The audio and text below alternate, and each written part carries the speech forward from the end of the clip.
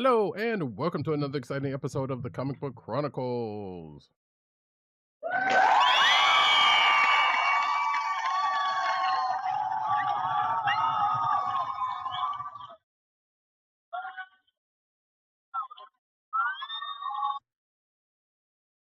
I am your host, Roddykat. You can find me at Roddykat on Twitter. You can find me at News Notes Need on Twitter. You can find me at CBCaps on Instagram. South Carolina with Columbia down the way. And the sound effects you've heard come from none other than our man in Brooklyn, Agent_70 on Twitter, Instagram, and Threads. What's up, everybody? Co-hosting from the Borough of Kings.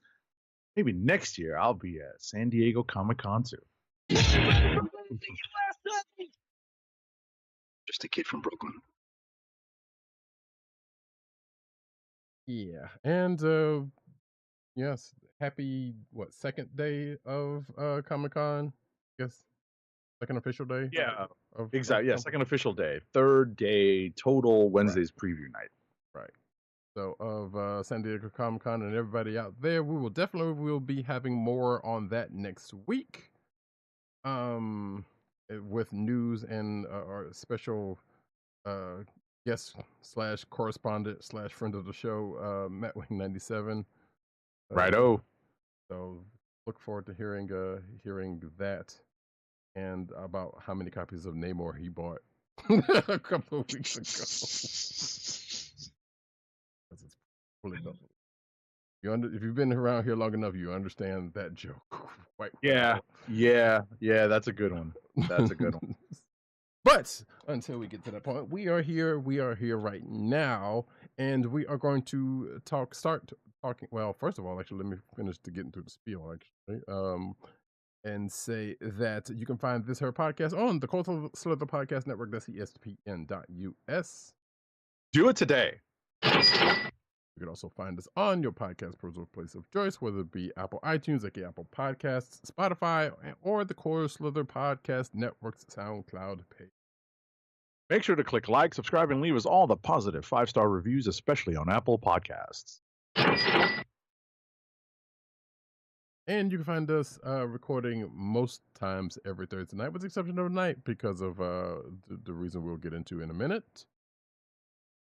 And that will be the YouTube channel of The Kliq Nation. That's youtube.com/The Kliq Nation, and twitch.tv/Comic Book Chronicles. Usually Thursday nights, 9:30 Eastern Standard Time. We tried to get the point in there. Righto.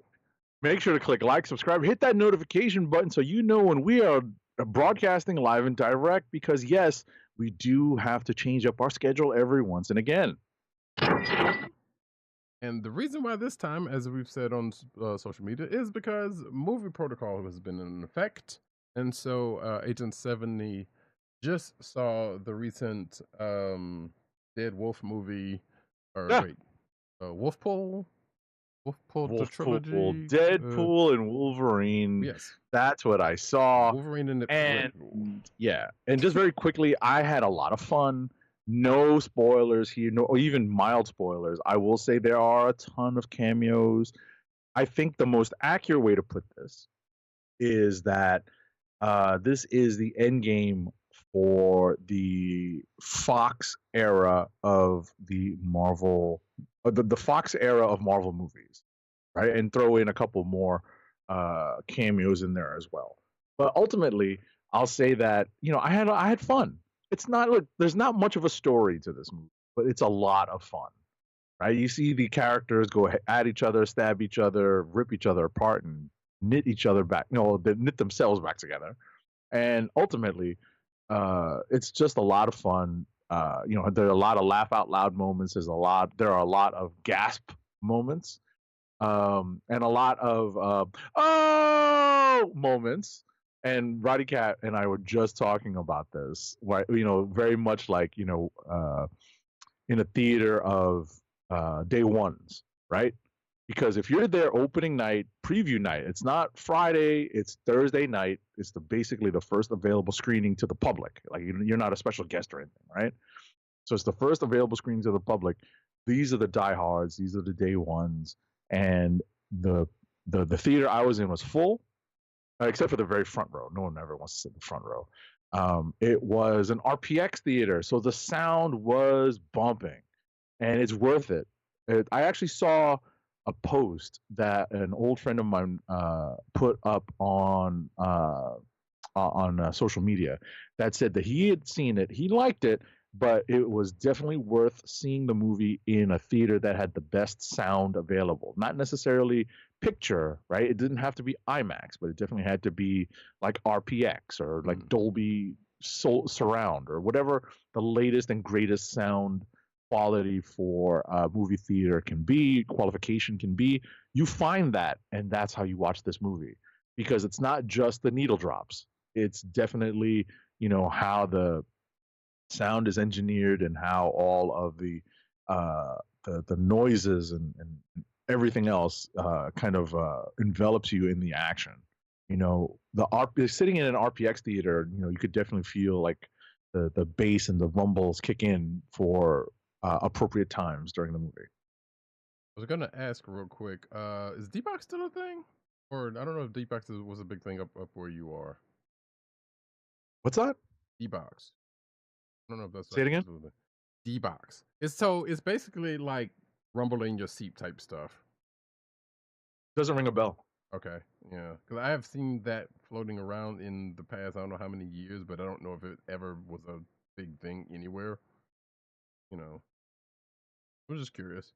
Somebody was like, "Why are you talking about D-bags?" No, that's not what I'm talking about. Like the closest thing that we would talk about is D Block. Shout out to Jadakiss. There is that also.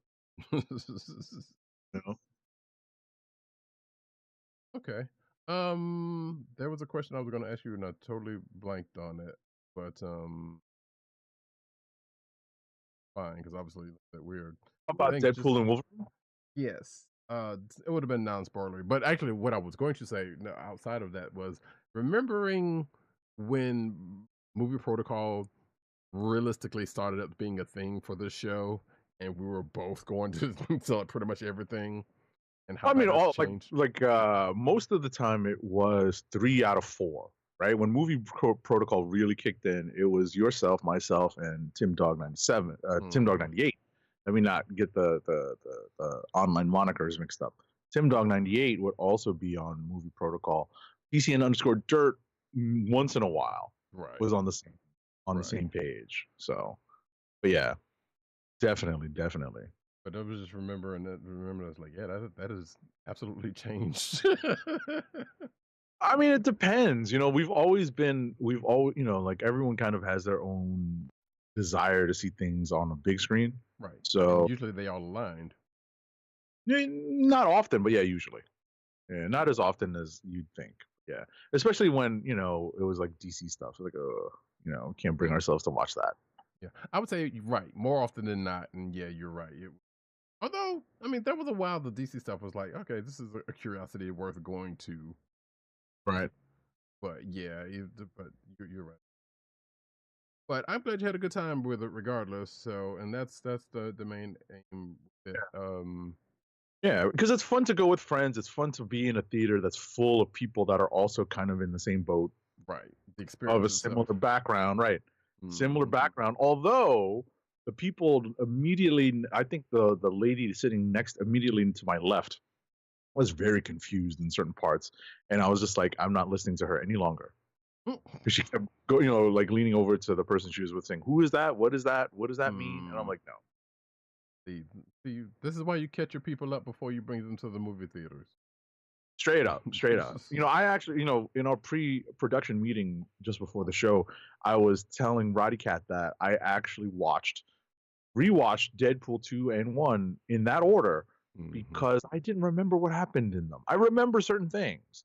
Like I remember the annoying, the annoying kid that showed up in the Godzilla movie also was in the Deadpool movie. And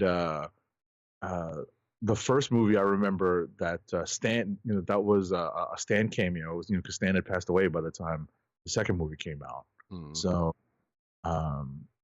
like I remembered certain things, but like so much of it had gone, out of, like not necessarily in one ear, not the other, but close.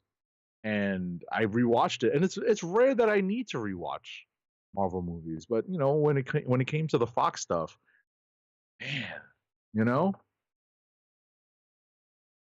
Right. that's like that's all I have to say is like, man, that was just hard to keep in my mind as like we can only hold so much information in our brains, right? And we try to hold the pertinent, important stuff, but that's why people win at Jeopardy because you can hold some of the the inane and the less useful things. But Hmm. the Fox X-Men stuff, I tried to flush that as soon as I could. And and in all seriousness, there is a lot of the Fox X-Men stuff that I really have not watched all the way through. Like especially the recent stuff. Mm. Yeah. I'm sitting here going through it. I'm like, I think most of the X-Men stuff I actually went through, with the exception of probably no. Is it Future Past? Oh yeah, no. After Days of Future Past, that's when because I did not get to the X-Men stuff and I didn't get to the shows. Gotcha. I need to sit down and watch Days of Future Past again because I do not remember a single bloody thing about it. Yeah, that's I mean, I honestly don't even know if I sat down and watched the whole thing through. I might have seen it on cable at one point. That's about it because I know I did not see that in the theater. right. Actually, I don't think I did either. Now that I think about it, but yeah.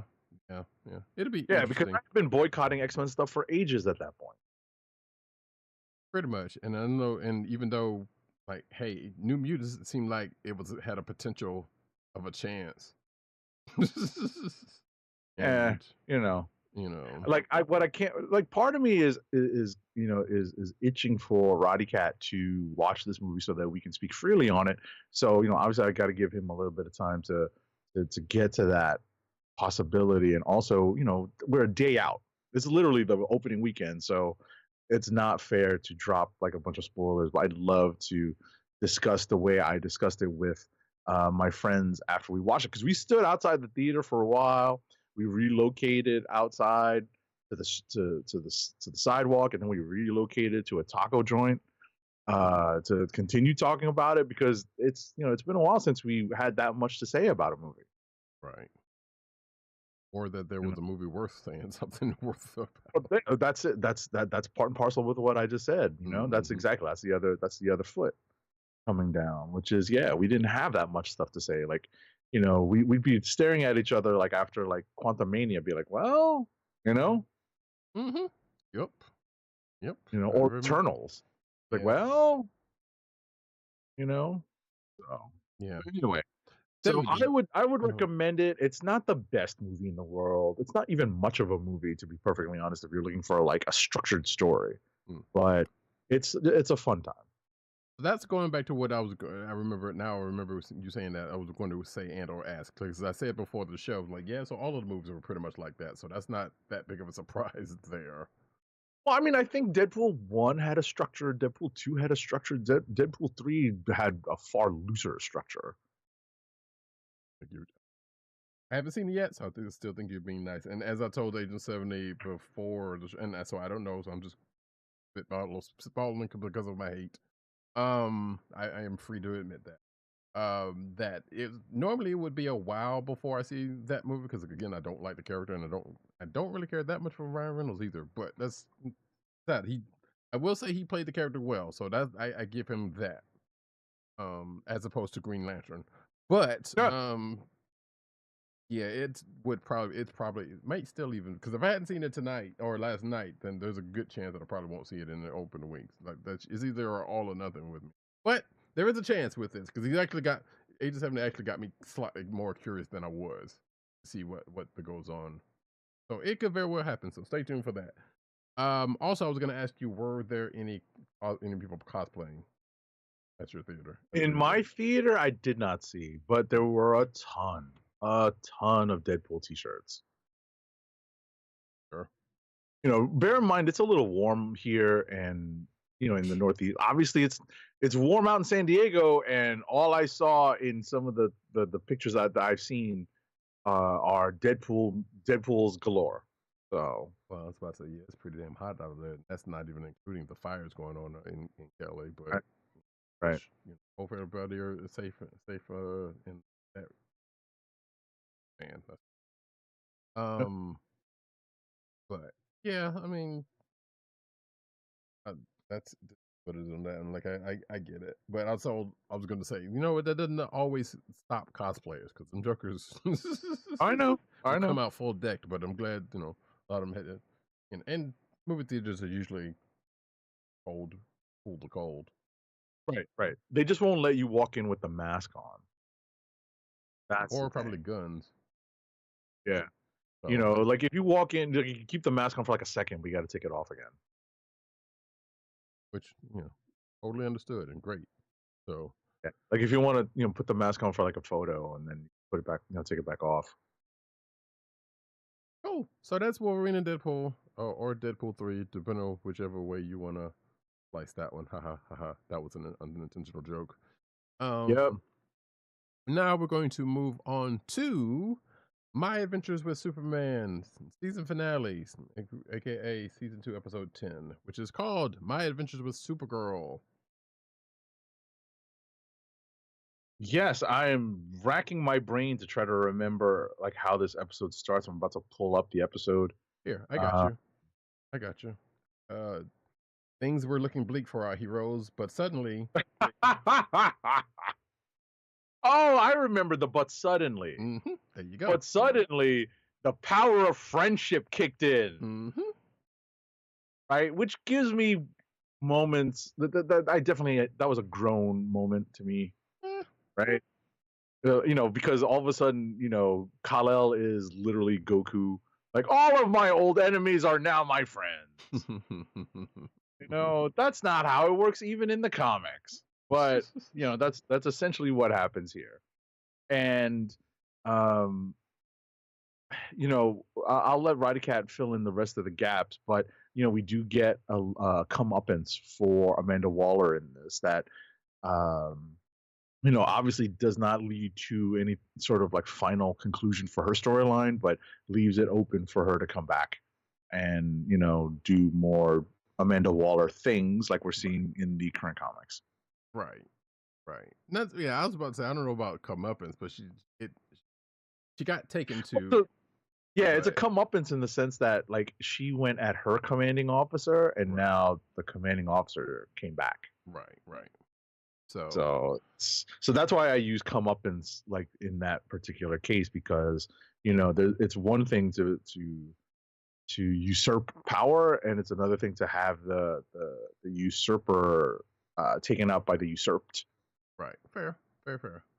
But yeah, and granted, we are almost a week away from the show, so I still don't want to release terribly much. But Agent 70 pretty put it.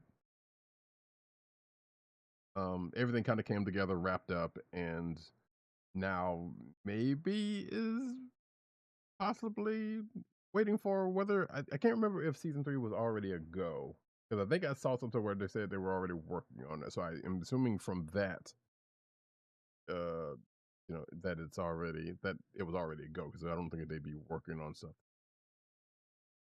they didn't know whether it was going to happen or not. So, but everything pretty much from the season, wrapped up in pretty neatly, and the name of the title kind of gives you some clues to who comes up big. Right. So, yeah, but it was good. Like some would say, a little touchy feely in spots, but you know what? It was this whole show is pretty much kind of like, hey, you know what? Embrace feelings.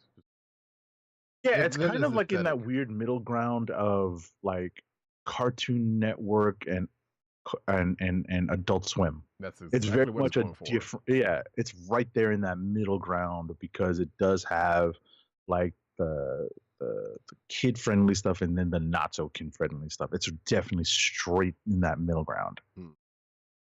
Which, hey, and since it is showing on there, it makes total sense. But that reminds me. Side note, real quick, for something totally unrelated. Have you checked out that MeToon's channel? I have not. Yeah, my cousin reminded me that on and a thing, so I had to try to tune it in. But anyway, we'll talk about that later.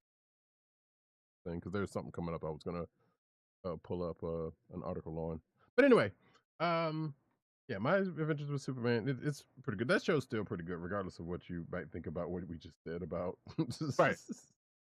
Right. There's nothing, there's nothing wrong with it. There is a lot good about it. There's a lot of good in it. Hmm. That being the case, we can The get the show power going of again. friendship. Hey, Oh boy. But folks, we are going to get into the books of the week, starting off with Teenage Mutant Ninja Turtles #1. Oh, Teenage Mutant Ninja. We were just talking about this. Teenage Mutant Ninja Turtles #1, published by IDW, is written by Jason Aaron with art by Joel Jones, colors by Rhonda Pattison, and letters by Sean Lee. In the same vein that the recent run on Fantastic Four showed us, when you have a team of 4, sometimes it helps to focus on characters one at a time. And much like in oh my goodness, is Ryan North's Fantastic Four, where he focused on one member of the Fantastic Four at a time before bringing them all together. In this relaunch or restarting or whatever, the fresh relaunch of Teenage Mutant Ninja Turtles, Jason Aaron has chosen to start by focusing on one particular turtle, and it's the same turtle that they always start focusing on. If you remember the movie, it's that same turtle.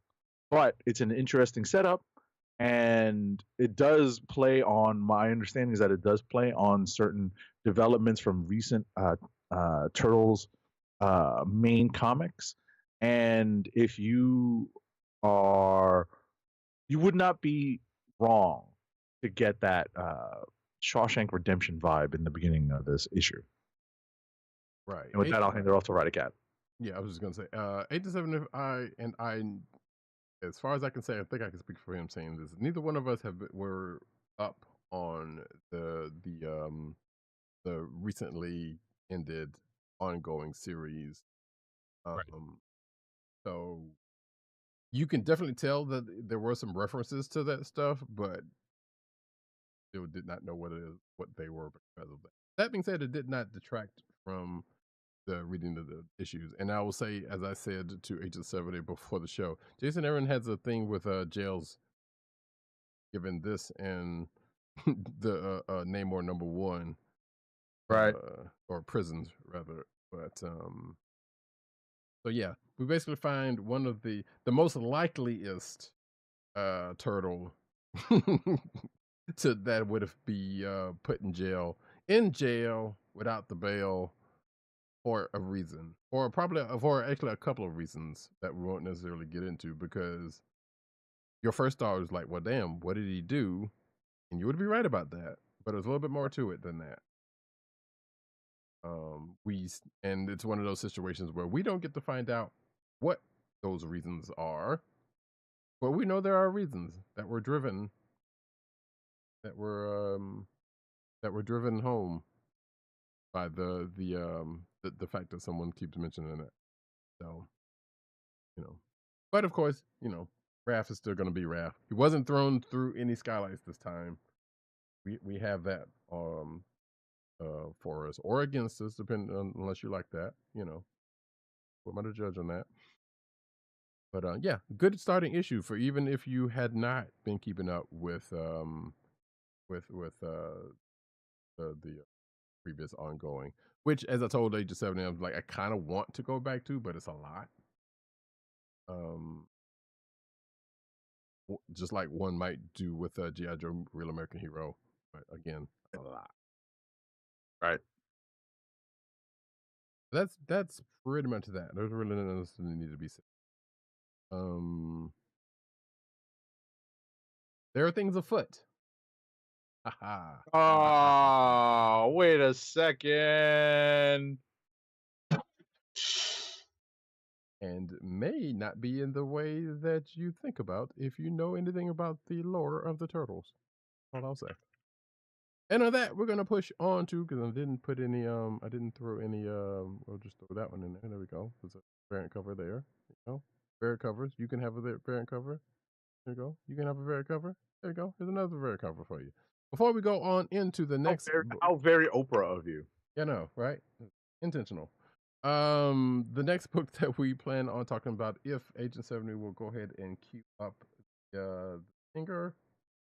Oh, we've got a couple stingers because this is a book that we did not get to review last week. So correct. here we go. What's that? Oh no, I was about to before you hit the stinger, I was going to say that yes. ThunderCats number 6. Right. This is published by Dynamite and was published last week. ThunderCats. And the stinger that I prepared for today, that we're gonna carry forward, is specifically related to the content of this issue.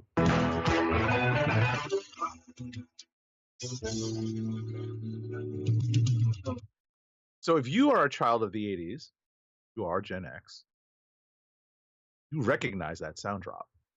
That brings back certain memories. You know what sound drop, what character that's affiliated with, what that's associated with. You know what vehicle that's associated. And that,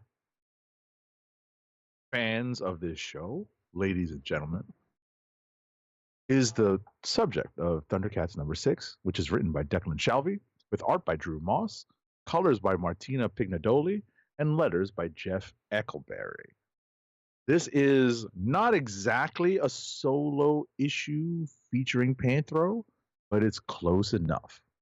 And it's related to something. And what's funny is that there is an interesting, it's not necessarily exposition, but it's an explanation as to why we saw one thing that we thought was misnamed or renamed, but it's not. Mm-hmm. And apparently, we'll find out more about it. So I don't necessarily have to go down that Google rabbit hole to refresh my memory as to what it was originally called in the show. To which you did ask the last time we talked about ThunderCats was the case, and I am pretty much still on board with what I remember saying was that what you originally thought it was on the show was the case. Right. So, or they played with both. Exactly. Yeah, we'll see exactly how Declan Shalvey decides to proceed with that. And we were also introduced to one of the other mutant groups. I didn't realize that they were that strong that they could a couple of them could hook on to the. I was talking about the ThunderTank, folks. That's no big spoiler here. It's on the cover. Right. They could hook onto it and then lift it. I was like, yo, that's strong. I mean, if you got enough swallows carrying a coconut, you can do it. Shout out to Monty Python fans. I'm very jealous of the people that were into the Super 7 ThunderCats line because you can get that ThunderTank now on Amazon. True. Yep. But yeah, I think I want to say it was, so slight spoiler, if you know enough of the lore of the ThunderCats, you know of the mutant generals who were were there. And I want to say this is no. I think we may have met them all now at this point. Yeah, now this is the third one, right? This is the one that was missing. Because the Slythe Monkey and Yep. You're correct. This is the third one. Monkey and Ultraman, but it was the other one. The little rat looking one. Oh, you're right, the Jackal. Yes, Jackal. There we go. Jackalman. There we go. So actually, there's a fourth one. You're right. There is a fourth one. I apologize. So I don't. We needed to put our group brain together, our group memory together, and remember that one. Sorry, go ahead. No, and I'm trying to remember if we've actually seen the one particular one. So we may be waiting for an introduction to the last one, because we definitely have this one. And I want to say the one that shows up in this one was a later general that shows up, if I'm not mistaken, or a slightly later general that shows up. I don't remember them being there in the beginning. Doesn't really matter, but we've given enough weight to say you pretty much know who we're talking about, and it's on the cover as well. So therefore, if you're watching the video version, there's not really much mistaken. And if you know enough about your ThunderCats, you probably already know. Right. So there's a bit of lore here that they expanded upon. There's a little bit of exposition that happens here, and I wanted to just ask Roddykat if that tracks with something that he's known about before, or if this is a new kind of retconny development. If it is about how Third Earth is portrayed, or related to Thundera, right?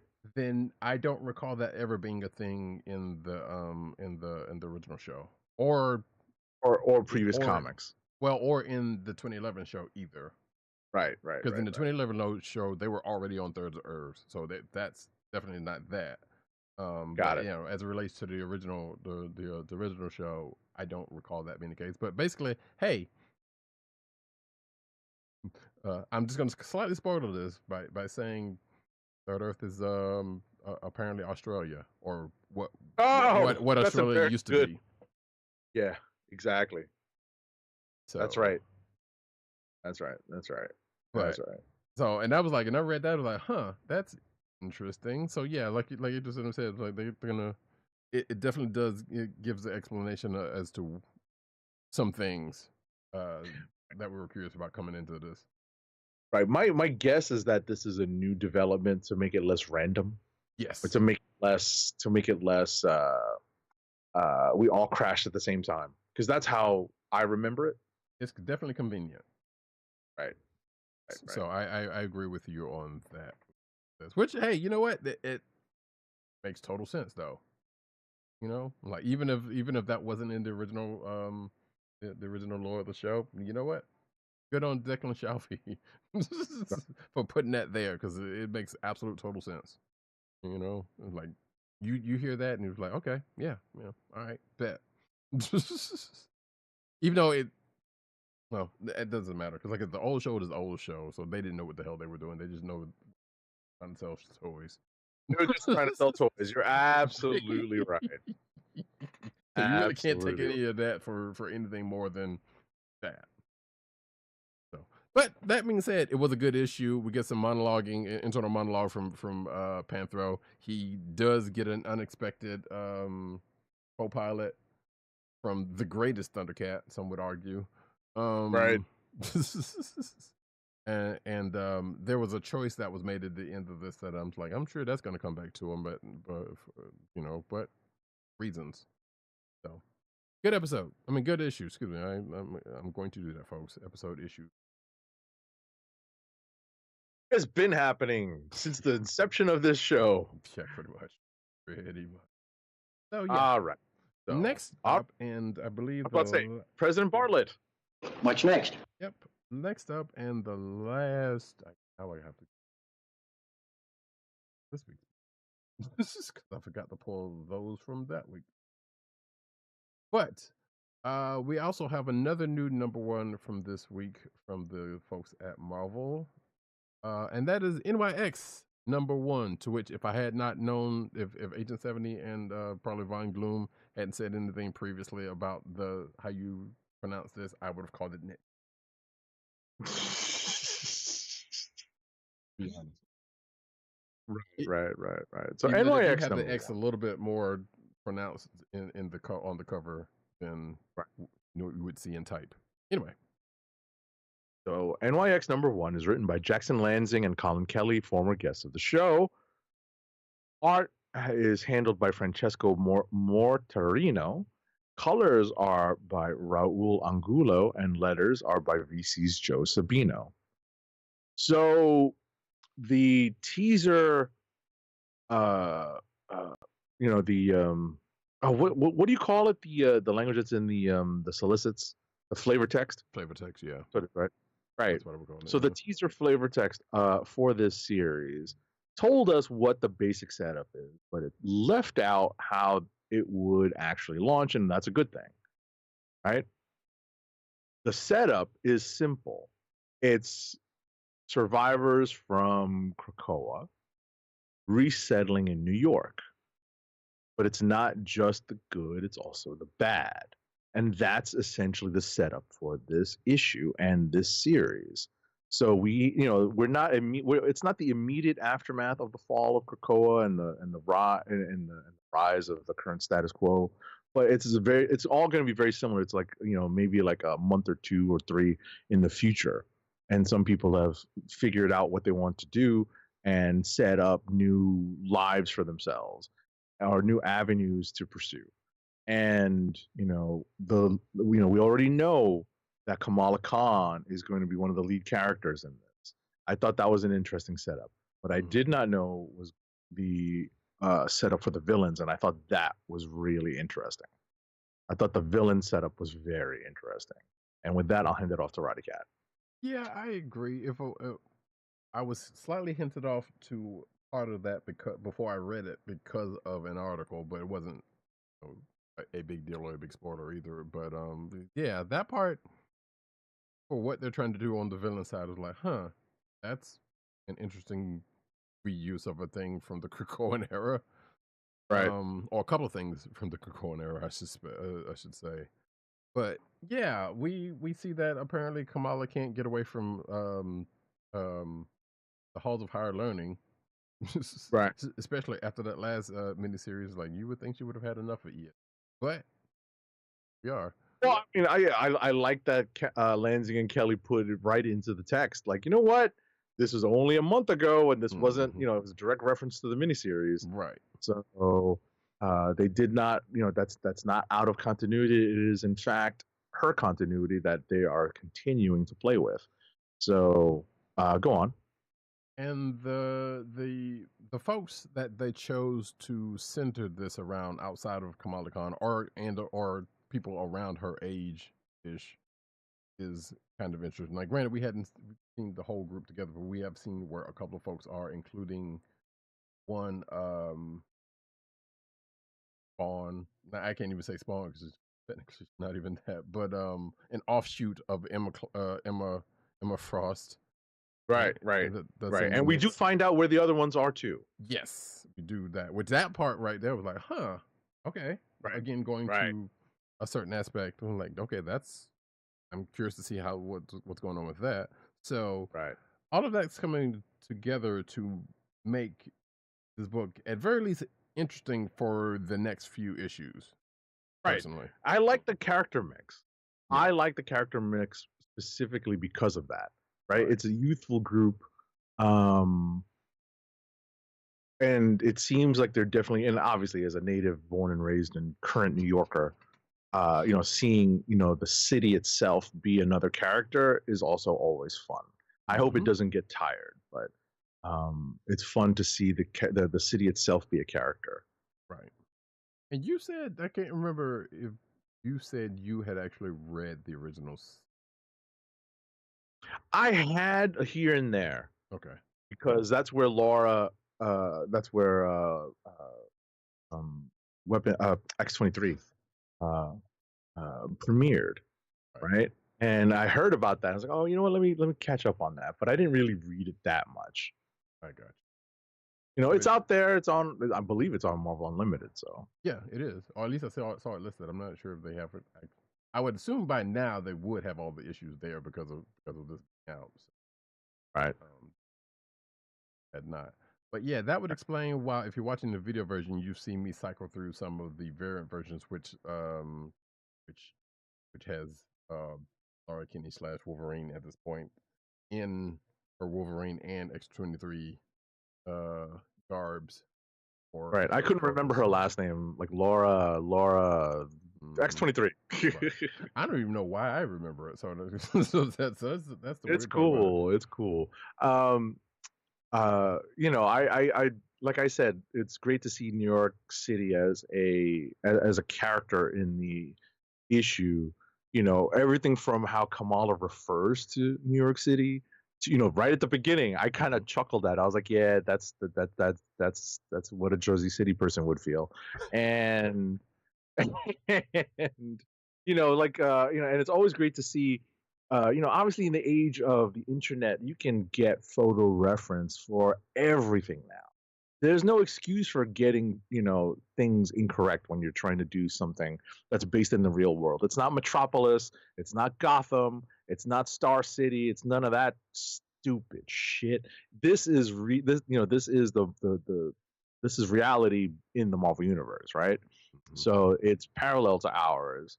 And you get to see things like like Hudson Yards, like you get to see the subway station that's literally the subway station that you used to go to New York Comic Con, right? That's the Hudson Yards subway station, Mhm. right? You get to see the oh my god, I can't remember the name of this what you call it, this thing that that Laura and X-23 that Wolverine find themselves in. It's the Oh, the her and Kamala. yeah. Yeah. Hold on. It's the vessel. It's the Okay. vessel. That thing, that circular, that conical thing. It looks like a cone, like an upside down cone Okay. or I a was cup. wondering. Right. Yeah, it's called the vessel. So that's a real place. That's a real place. Huh. Okay. I wouldn't have known that because I've never been to New York City. Like I said, the city itself is, in fact, another character in the story. Right. You would have told me that, like, man, that's just another that building they put in there. Yeah, I would have believed it. So okay, that's good to know. But lastly, though, the more things change, the more things stay the same in the fact that, hey, we're dealing with a mutant book and they have their detractors. They Right. always have, as they always will. Right. And we Right. meet Like a group of them. we're kind of back to things pre-Krakoa in a sense.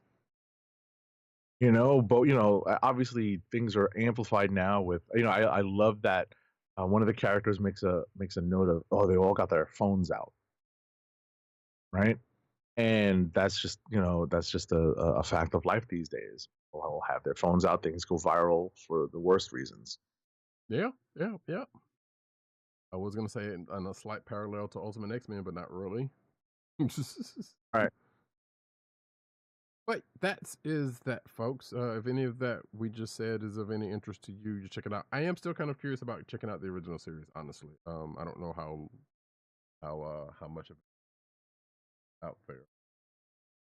Guess I will check Marvel Unlimited at some point. Sponsor, just a source. Saying. Just our tool. It's a tool. It's all we say. Exactly. It's all we say now. It's one of the tools that we use to do our thing here at the Comic Book Chronicles. Right. And the funny part about it is no one has ever come at us about that. We just like putting that out there. We just put that out there just all the same. But anyway, folks, that being the case, we are done with the books that we have in common. We're going to get into rapid fire. Alrighty, rapid fire review time. I ain't got time to breathe.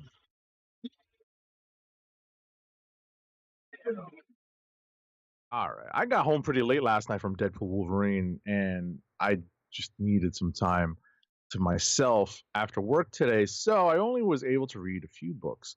One of them being Blood Squad 7, number 3 from Image. It's written by Joe Casey with art by Paul Fry, colors by Francesco Segala and Gloria Martinelli, and letters by Russ Wooton.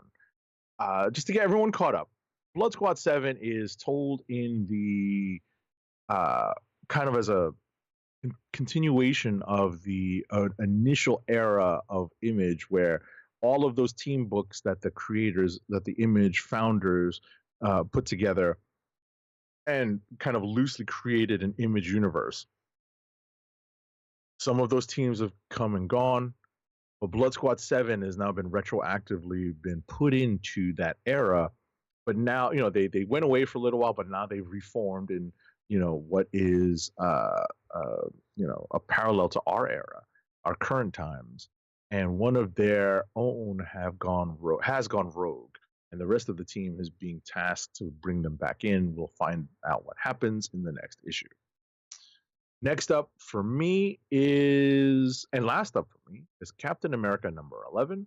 It's written by J. Michael Straczynski with art by Jesus Saiz, colors by Matt Hollingsworth, and letters by our favorite lettering paisan, DC's Joe Caramagna. So it's issue number 11. We finally find out. We finally find out what all this magic stuff is all about. And there's a good deal of exposition here in this issue. And it's starting to have me wonder what Straczynski's goal with this series is. I started to get like a little pang of fear in me. Are they going to, possibly write Steve Rogers out of the Marvel universe soon to take him off the table ahead of Captain America New World, so that Sam Wilson is the only Captain America in the 616? I wonder. We'll see how this goes. But there is a hint of, it's not a reference, but more of a hint that someone here in this issue is reminding Steve Rogers, much the way Tony Stark did in the MCU, that he's been living a hard way for a long time, and there's other ways of living other than being a soldier for your country. And I'm wondering if maybe that's where this is going, but I have not seen any of the solicits, so I could not tell you. And that's it for me. Are you a god? I don't know. I don't know. I mean, listen, at the end of the day, in terms of Cap, like I'm wondering where they're going with this. I wonder if, I don't know if this is, leading to an end, or if this is just going to be like an offer that Cap ends up refusing because the fight's never done for him. Which, That's like the difference between the comics and the movies, right?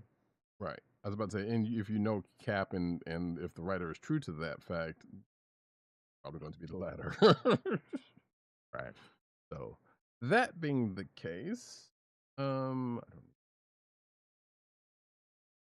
public service announcement, folks, as I get into my books, which starts off with Marvel Zero #1. I'm not even going to give the creative teams, because if you've read the Marvel Free Comic Book Day stuff, you've pretty much read some of this, because that's all this is. The Marvel Free Comic Book Day stuff for this year that they're selling for $7, $7, which to some people who might want all of that in one book, might be worth it to you if you didn't get a chance to get those books, or if you're not on Marvel Unlimited and can't read them there. It's hard to justify that, though, because as I was asking Agent 70 before the show, or saying Agent 70 before the show, I think those books are out there that don't necessarily have to be on Marvel Unlimited, but that's not saying that they wouldn't put it behind the paywall. So I don't know. In fact, I just tried to check, and I not tell. So signed in because that was dumb. But it's out there for you. Is it? It's like I said, it's all of the yeah, that's it. What I just said was the thing. Next up, folks, is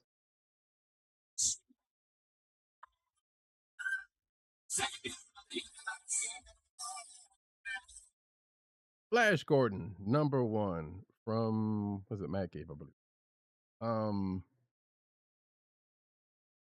So the creative team is written by Jeremy Adams, art by Will Conrad, colors by Lee Luffridge, and letters by Taylor Esposito. So this takes place after the events of the Free Comic Book Day issue. And by the way, if you do check out this issue, they do have a QR code in here that you can get a PDF of the Free Comic Book. Just hadn't read it. But I'll just say in my notes that Flash gets his bearings on where he is after said events and starts doing Flash things, and also find out that things have changed significantly from what he knew before that Free Comic Book Day. You also get previews of, you get a preview of the upcoming Defenders of the Earth miniseries.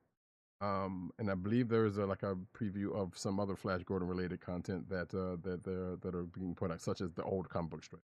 I was gonna. Well, I will say actually, but if you don't know, Flash Gordon is an old character from the 40s. I believe there used to be old serial um,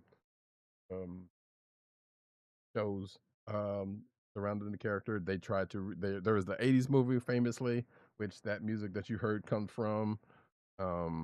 Which I'm going to just put this out there and say that that Flash Gordon movie is better than the Masters of the Universe movie. Just gonna put that out there. I'm not saying either one of them is good because they're not, but the Flash Gordon movie is a little bit more fun. And of course the music by Queen. And also I think they did try to reboot Flash Gordon for sci-fi in like 2011 or something like that. They tried to do a show, and I think that lasted a season. I don't know how that went. But regardless, it's a character that's been around for a long while. And yeah, they're just starting up his adventures again. And that the Adventures of the Earth miniseries, which is also coming, setting up some other stuff on the side of that, I think. That may or may not be related to this book. I'm not entirely sure. And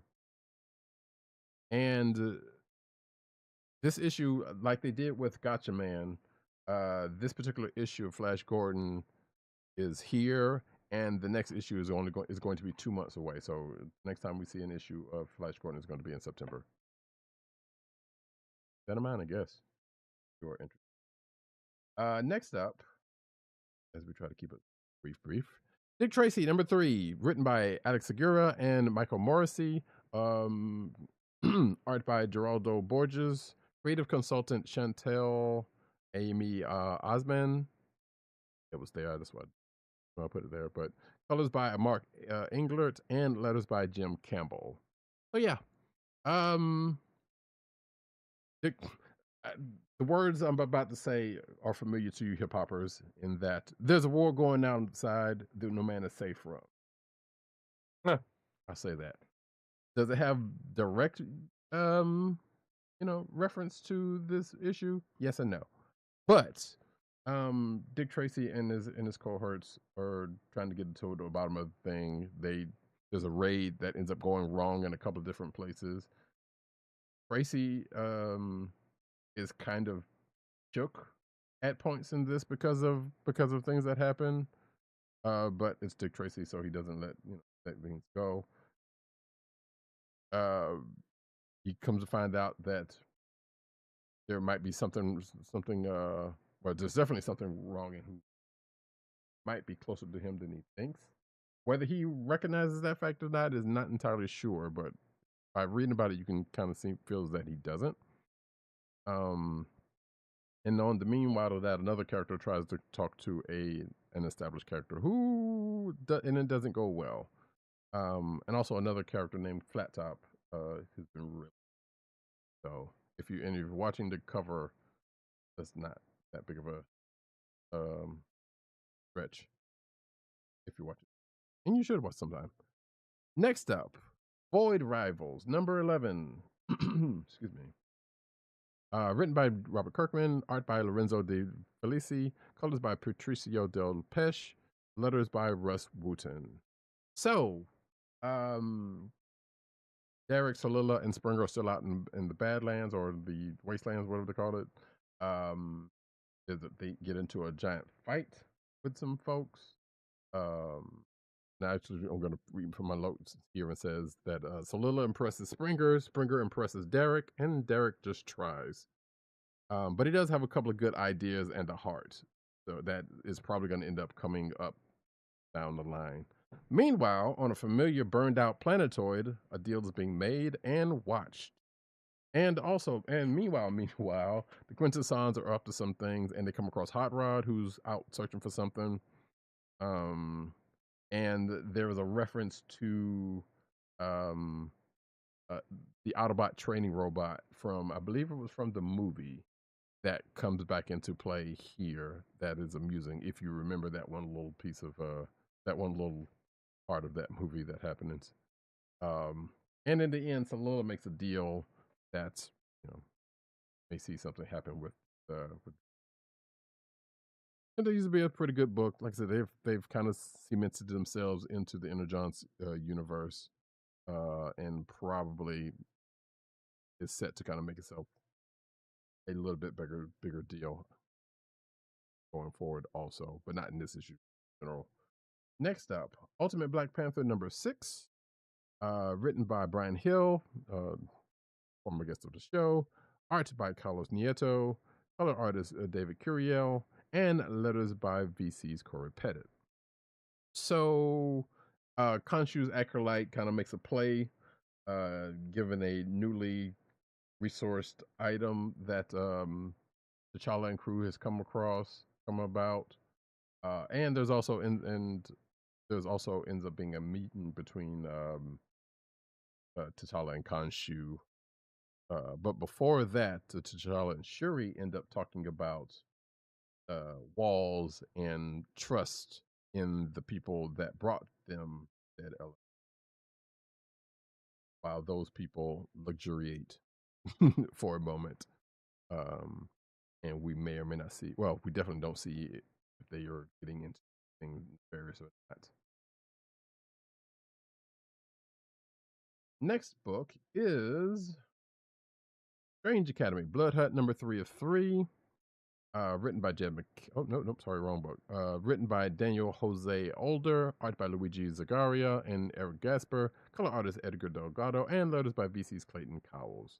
So yeah, this is the last Strange Academy tie-in. All of these tie-in books for most of these tie-in books for Blood Hunt have been 3 issues, with the exception of a couple of one-shots. And this basically, you might as well just say, leads up to the point we see Doom and the kids in Blood Hunt #4 list. They're pretty much ending up what they were wrestling with the Darkhold, as I call him, the Dark Child, but I know somebody else has called that in Marvel. But yeah, the Darkhold book made flesh, and their dealings with that before going back into Blood Hunt. Next book is Vengeance of the Moon Knight, not the Black Panther. That's a different book. Written by Jed McKay, art by Alessandro Capuccio, color artist Rochelle Rosenberg, and letters by VC's Corey Pettit. This is also a Blood Hunt tie-in. If yes, shouldn't be a surprise to anybody if you've been keeping up with Blood Hunt, especially with the last issue of Blood Hunt, that being #4. So we best pretty much catch up, and we get a little bit more filled in on Tigra, Hunter's Moon adventures in Asgard, doing what they did. Which, spoiler alert, they set somebody free, and also in relation to that, we got a resurrection out of it. And like I said, this is just filling in a little bit more of that before going back into Blood Hunt #5. Right. And that, folks, is it for me. Kliqs of the week. All righty. Make sure I'm not on mute. Kliqs of the week.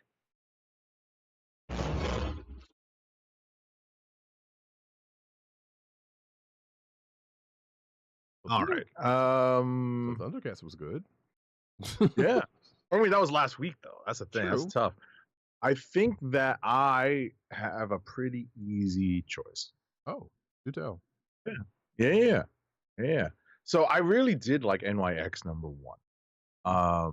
You know, I like that. You know, it definitely made me feel this. I'm too old for this shit. Because, you know, it's still a little bit of the Club Kid stuff that I kind of remember from like the late 80s, early 90s, and even 2000s, right? But obviously that's still going on. You know, there's still young people come to New York City, you know, concrete jungle where dreams are made of, right?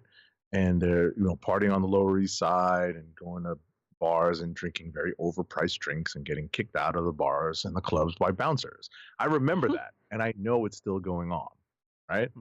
So to see that on the comic book page, especially in NYX's, you know, was pretty cool. But I think that my clear-cut Kliq of the week is Teenage Mutant Ninja Turtles #1. I just think it was a very solid read from start to finish. Yeah, even like we said earlier, even without prior knowledge of the last ongoing. Exactly. Yeah, no, it's not exactly a fresh start, but it's a good jumping on point, right? Right. Those are two different things. Right. So I think it was definitely a good jumping on point, which is what a lot of editors ask, new number ones to do. And that's Mhm. how a lot of them are advertised. Like, here, this is a great place to just jump on. You don't need to know everything. You need to know a few things, but you can even start with no knowledge of anything that's happened before and just jump on. Yep, pretty much. Because even the references that they potentially make about it. So if you're not up on it, and in this case, it doesn't matter. Or not as much. For myself, I did say ThunderCats was pretty good. Flash Gordon was actually pretty interesting, weirdly enough. I didn't expect it to be, but also it's like, yeah, that's what you expect the Flash Gordon book to be, kind of. Like they do spin it a little bit because they put him in a situation, one that is probably not unfamiliar with, but it's definitely different from what you may or may not have known. Hey, did I? You know what? I did it again. I did it again. God damn You it! forgot a book? I forgot a book. Star Trek Defiant number 17. Which I won't. There's really not much I need to say about it, but it was good. Um, some Romulan shenanigans going on politically. The crew might have been set up as patsies. Sela and her dad's got machinations going on, and he wants Sela in on it. And we don't know where she is on it at this point. And some of it takes place after the Star Trek Defiant annual. And on the other side of it, we get a little bit with Miles O'Brien, who we've recently seen from the Star Trek annual. So I'm not entirely sure if this is before or after then, but Miles is teaching at the academy and got called out by a student because of stuff he did in DS9. One particular thing he did he had a hand in DS9, so which has him kind of soul searching and kind of got him upset in the beginning of it, to which he got called to the principal's office or his bosses or but yeah, and we get a rare Keiko sighting, so we get to see his wife Nice. in the midst of all of this. Yeah, like I said, Romulan shenanigans. There might be 4 or 5 lights. Fox kind of away from everybody else, and then the Romulans might be trying to indoctrinate him. But yeah, still continues to be a good book. But back to Kliqs of the Week, of which that could potentially be one of them. What did I say? Yeah, NYX is also pretty good. Teenage Mutant Ninja Turtles was pretty good. Like I was saying before the show, like yeah, kind of not much going on with Marvel and DC. That may or may not have something to do with San Diego Comic Con going on right now. Right. But It could just be a fifth. It could be a fifth week thing. it also, yeah, it's just so There's a happens lot to be, to July this week. right. This It month. just so happens to be timed similarly to both things being the case. So we don't know which one is the case. Right. So yeah, Agent 70 is on very much on point with that. But not to belabor, I did say ThunderCats also, and it sounds like that's where I'm going with the Void Rivals. Actually, was also pretty good. So I had a couple of them to under my belt. Marvel Zero definitely will not be one of them. So weirdly enough, I'm thinking I'm just gonna chuck all of that out. And say shout out to ThunderCats, one, because it was a damn good book, but I'm actually going to give it to a surprise book, Vengeance of the Moon Knight number 7. Wow. Yeah. All right. Like I said, I mean, I really haven't been keeping up with that, so good for that. Good for that book. So I caught up with it somewhere within the last couple of weeks, because out of curiosity, and when it started hitting the Blood Hunt stuff, I was like, well, I guess I can see where this is going. But also, we know Moon Knight is coming back. Mark Spector is coming back in his own book, so I'm kind of curious as to where this book is going to go. And the stuff early on with this book was kind of amusing because there was another Moonlight running around. Wasn't Hunter's Moon or anybody Right. else that we know of, you know, that we've seen in this cast, I should say. It was somebody slightly out of left field and someone from, let's just say, some old wackos days. That all you had to do was see one thing, and if you remember that time, like, you know exactly who it was, which was kind of funny. And is in a way caught up in Blood Hunt in a strange way. But anyway, what did I say? Vengeance of the Moon Knight, number 7. Yes. Yes. It was my click. But also, I just want to give another shout out to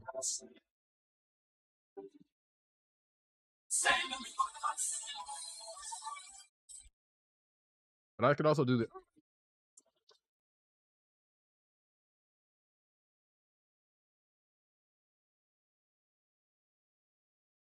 Terminator exit. there you go. You know where to go. You know where it went. So yes, folks, that was Kliqs of the Week. And now we're going to go into the news section. But first, an ad read. Our first ad read of the night is for Wink, your personalized wine club. Wink is a world of wine delivered right to your door. From rosé to Cabernet to Torronté, Wink has over 100 styles of wine to discover. Ever try an orange wine? Wink connects you to a world of exclusive wines tailored to your taste and delivered directly to your door. Wink delivers 4 bottles of wine to you every month with free shipping. You can pick your own bottles or let Wink choose and match to your taste. It doesn't cost a thing to become a member, and you can skip or cancel anytime. And now the listeners of the Comic Book Chronicles can enjoy an exclusive discount of $20 off your first order. To place your first order with $20 off and to help keep our show free for you, go to our network website at cspn.us/wink. That's cspn.us/WINC. Wink Wines through CSPN. Do it today.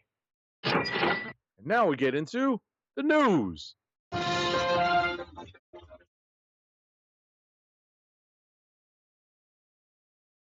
Oops. Cinematic news. We start off with, as we do about this time, Alien Romulus star says the sci-fi horror movie has sequences that could scar viewers for life. And I, as a person who watched the original Aliens at a very young, tender age, says not possible. But then again, I was way too young. I feel like Agent 70 could probably attest to this. I mean, listen, that came out in '79. I don't think I saw it until probably in the '80s, like late '80s. But still, you know, yeah. So, but yeah, I mean, to the younger folks, that very well might be the case. And plus, there are people who get a little too graphic nowadays, so it's quite possible. But let's see, the quote here from actress Isabella Merced is, quote, I really do believe that there are specific sequences in the film that will scar some kids that sneak into the movies for life. Which I guess you can still do that. This was one of the this movie was one of the trailers at Deadpool Wolverine. Oh, okay. Nice. Also, the quote continues, you can definitely say goodbye to a 12A. Her co-star David Johnson adds with a hearty laugh. I don't know, not sure totally what that means, but the halfway house was fed is that's just, you know what? I'm not sure what that quote means, but basically, hey, that potentially bodes well for an Alien movie. Right. Are we going to get a good Alien movie, or are we going to get Aliens 4, which I got fired. I mean, so some people actually like Aliens 3, which so I'm could use either or. I won't lie, I definitely have fallen off Alien, like, you know, like Aliens 3. I don't even remember if I actually saw it, to be 100% honest. I want to say I think I tried to see it, you know, and it just didn't go. It didn't work. And then Resurrection, I don't remember that at all. Right. I definitely haven't watched the newer prequel stuff at all, so that's where I am with it. Right. That's Prometheus and then Covenant. Alien Covenant. I'm looking at it now because I'm trying. People are trying to talk me into go to see this Romulus movie, and I'm like, who knows? So it's apparently a prequel to Alien, right? Which I think, yeah, all these last few movies were. So I think this might be creeping further closer towards Alien. Right. I feel like I watched Prometheus, but I've been in and out of it. So anyway. So yeah, there is that, folks. Next up, Marvel's Kevin Feige confirms the Nova project is a TV show and reveals a timeline for release. Oh my goodness gracious. So it's about 3 or 4 years away and it's in development. So yeah, that's still a long ways away, but you know what? It will be, and so apparently according to Feige, it is happening. Feige said this in an interview with Comic Books Brandon Davis. Okay. Yeah. I slotted this in here for H70's benefit. Him being the we don't have it'd be nice to see like some characters, like I miss the Annihilation days. I remember when Annihilation hit like a ton of bricks in the comic book stores and people were surprised, like, oh, these space books are good, I remember when we talked about it on our Evergreen episodes. So right. I did not read it in the beginning. I mean, when it first came out. So yeah, there is that. Yeah, stay tuned, folks. We'll keep on top of this as things happen. New Marvel logo unveiled along with the best look yet, according to this article, at Captain America: Brave New World's costumes. I'm sure you see the Human Torch here. Yep. And I'm going to assume this is Sam's flight helmet. Yep. Because I saw a photo from the show floor today, just recently, and it said the same thing. As I pull up the tweet that this is pulling from, also Wolverine and Deadpool, of course, on the show, and Deadpool dog. And if you're watching the video version, you can see both, Sam's quote unquote original suit and his for this movie. Right. The Winter Soldier suit, or the Shield agent suit. And we see some. I'm not sure who this orange and black suited, almost Deathstroke looking stormtrooper thing or assault soldier is, but there you go. Anyway, regardless, that's what that's stuff from there. And if you're at the show, congratulations. I hope you're not too tired, and I hope you No, I heard that if you were there now, you are 100% tired. I know that firsthand. I have that from firsthand, not from firsthand source. Yes, from the source we both know. Yeah, I got you. Yep. 100%. But to be fair, he's also a slight special case in that because the dude's busy just in general. But I understand. Yep. Anyway, next up. Apparently, Matt Reeves' DC expansion is called the Batman Epic Crime Saga. According to Entertainment Weekly, the Batman director Reeves, alongside producing partner Dylan Clark, plan to launch a universe of movies and shows that branch from 2022's The Batman, starring Robert Pattinson as the Caped Crusader. The first effort in this endeavor is The Penguin, which sees Colin Farrell reprise his role as Oz Cobb, or Oswald Cobblepot. There you go. So they call him Oz Cobb, for God's sake! For HBO and Max's upcoming TV series. They are definitely trying to make this a thing. Yeah, so The Penguin is set 1 week after The Batman and leads into the events of the upcoming The Batman 2. I have not seen The Batman. It's meh. Well, I've heard mixed about it. Like, not morbid, but curiosity about it leads me want to, at the very least, try it out. I'm just not sold on much around it, including the star, honestly. But hey, couldn't be no worse than what we've had in the past. Also, for some stupid reason, I bought Aquaman 2 on the Prime sale during Prime Day because it was real cheap. Why? like I said, I have to. Next up, though, um, you see things and oh, this is cheap. But yeah, Nigerian superhero series Yanu. I apologize if I'm butchering that. Is set for a 2025 launch on Omax, Cartoon Network, and Max. And I thought that first one was like, oh, did they just change Max again? Instead of making HBO Max, they made it Showmax, but I guess not. So yeah, Lion Forge Entertainment's Iyanu, which is an animated series based on Roya Akupe's Nigerian superhero graphic novel, is set to debut in 2025, as it says. And coming to the places where I just said, and okay, I thought that was going to take me to a link to what in the world Showmax is, but I'm guessing it says, according to here, Showmax is going to run across 44 African countries, so I assume that is a channel there then. And while U.S. audiences will have Cartoon Network, and then it goes into the setting of the show, which is set in the magical kingdom of Yoruba land. Iyanu follows an orphan who must uncover the mystery behind her newfound powers to save her people from an ancient curse. And it talks of the cast, so I won't go into. You can read it in an article for yourself. Next up.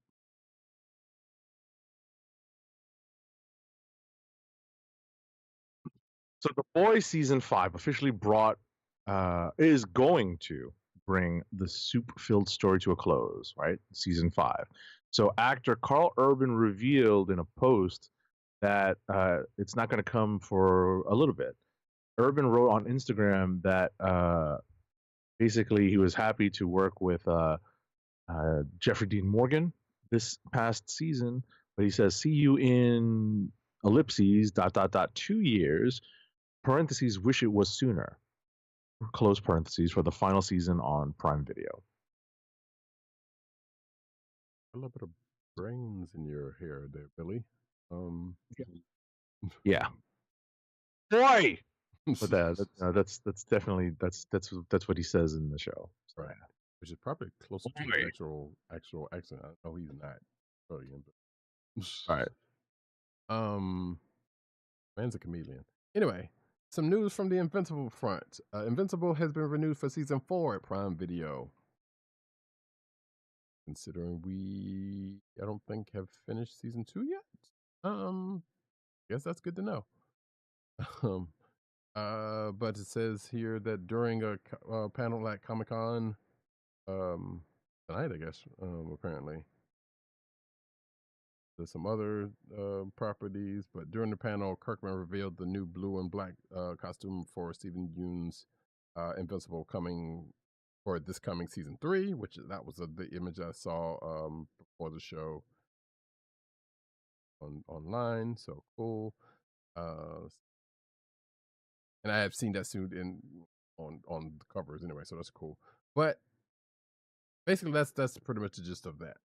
Getting season 3 is coming. Season 4 is also been announced, and I don't think there was anything in this article. Oh, apparently season 2 is finished. Excuse me. Oh,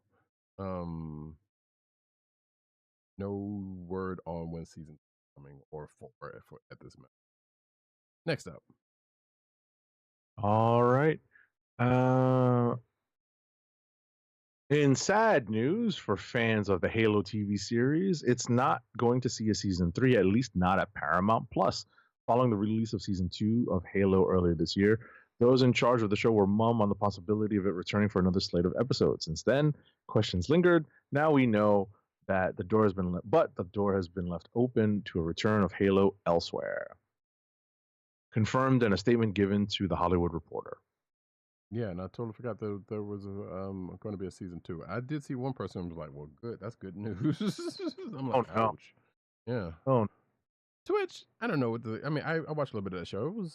It was weird and interesting, I guess. Not even weird in the way you think should be, but Master Chief Ux. The final Red and Blue movie is coming to Blu-ray, and that release will drop on October 8th. So yeah, the long-running web series Red and Blue came to a close earlier this year. We talked about it, and there is the movie that's going to cap it off. And apparently it's going to be you can pre-order it on the Zon for $17 at this point.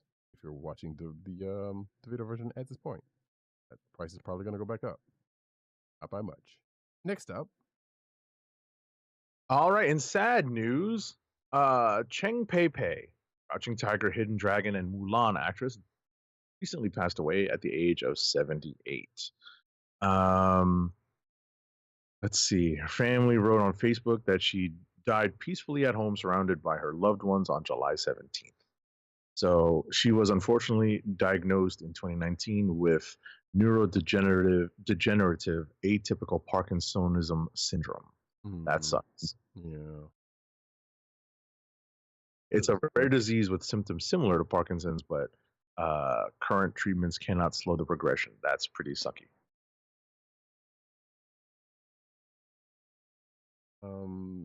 But yeah, some martial arts fans may remember her breakout hit "Come Drink with Me" from 1966, and the aforementioned Crouching Tiger, Hidden Dragon. Right. And apparently she was in Street Fighter: The Legend of Chun-Li. So, sorry, that one at all. Anywho's. Michelle Yeoh, who starred along Chang in Wing Chun. Oh, Wing Chun, also a great movie. Wing Chun is great. And Crouching Tiger, Hidden Dragon posted a tribute to her former co-star on Instagram. Heartfelt condolences to Pei Pei, Yee's family, friends, and fans. Yeoh wrote, adding a personal note to Chang, "We miss your kindness and shining talent. R.I.P." She is survived by her 4 children and grandchildren. And apparently, according to this article, Chang's family has encouraged people to make donations to the Brain Support Network as opposed to sending flowers. The nature, because of the nature of her disease. So yeah, she donated her brain for research. Mm-hmm. So, Biblical. There you go, folks. Check that out, and hey, do that. Good because of any. Still pulling stuff for next week. Alrighty, next up, we're getting into Anime Corner. Alrighty. That works. Sure. Well, there was another one I could think of, but you would have had to see what was coming up, which is Dragon Ball Daima anime promises a grand adventure in new trailer.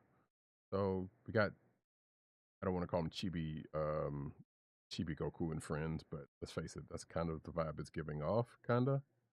Right. But yeah, everybody in all of the adults in the Dragon Ball universe has been shrunken. Oh my goodness.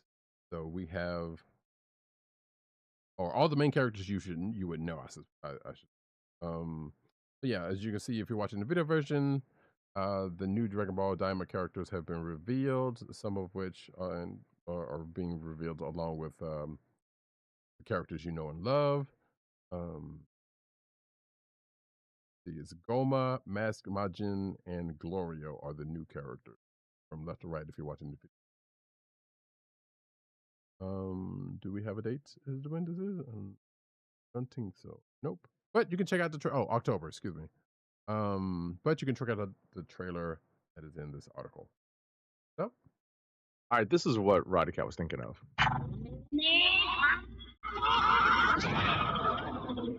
Yep, that's one of them. All right.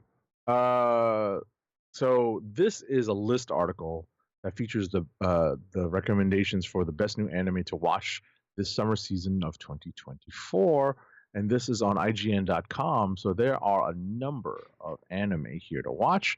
So it's interesting that Roddykat and I were talking about, in our pre-production meeting about what we were going to be looking to watch over the next month or so. And I'm going to take a look at this, excuse me, this list myself.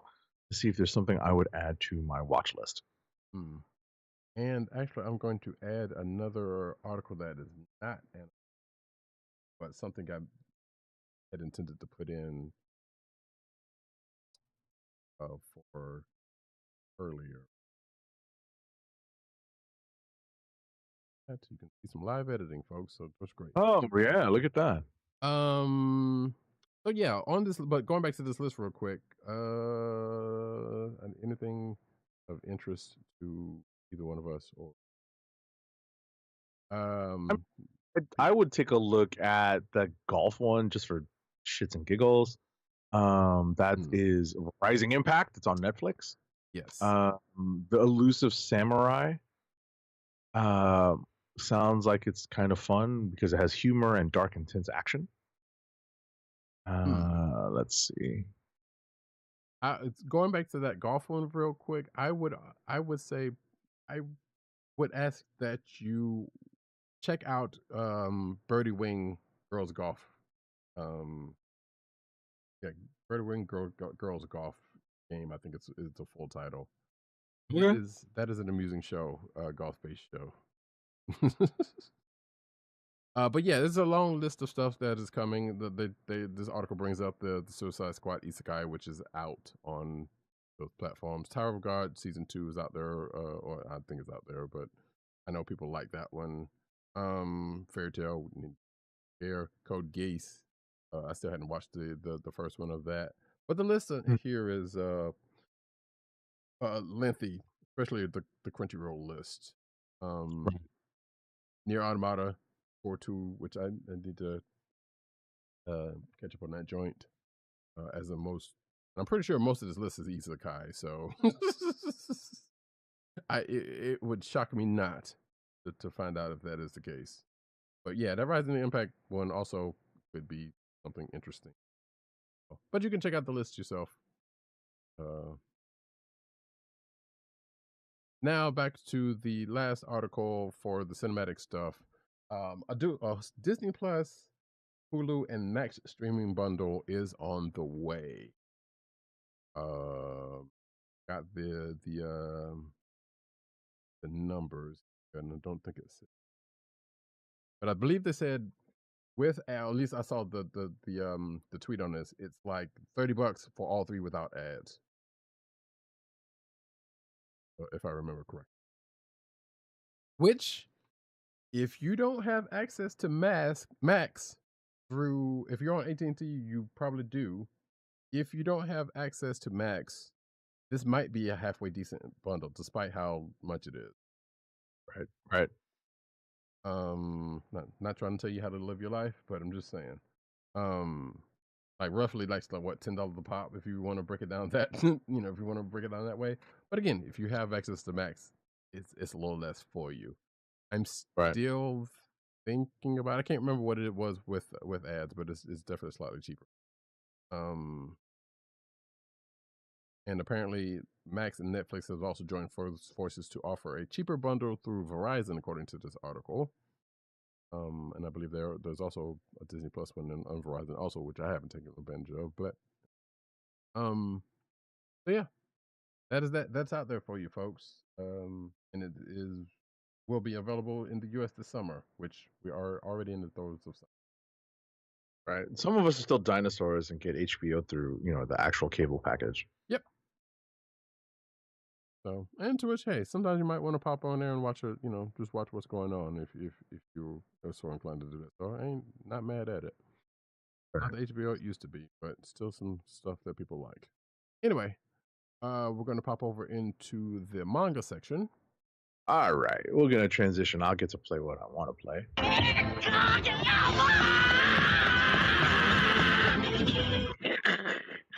Actually, I really should play this. Where are we?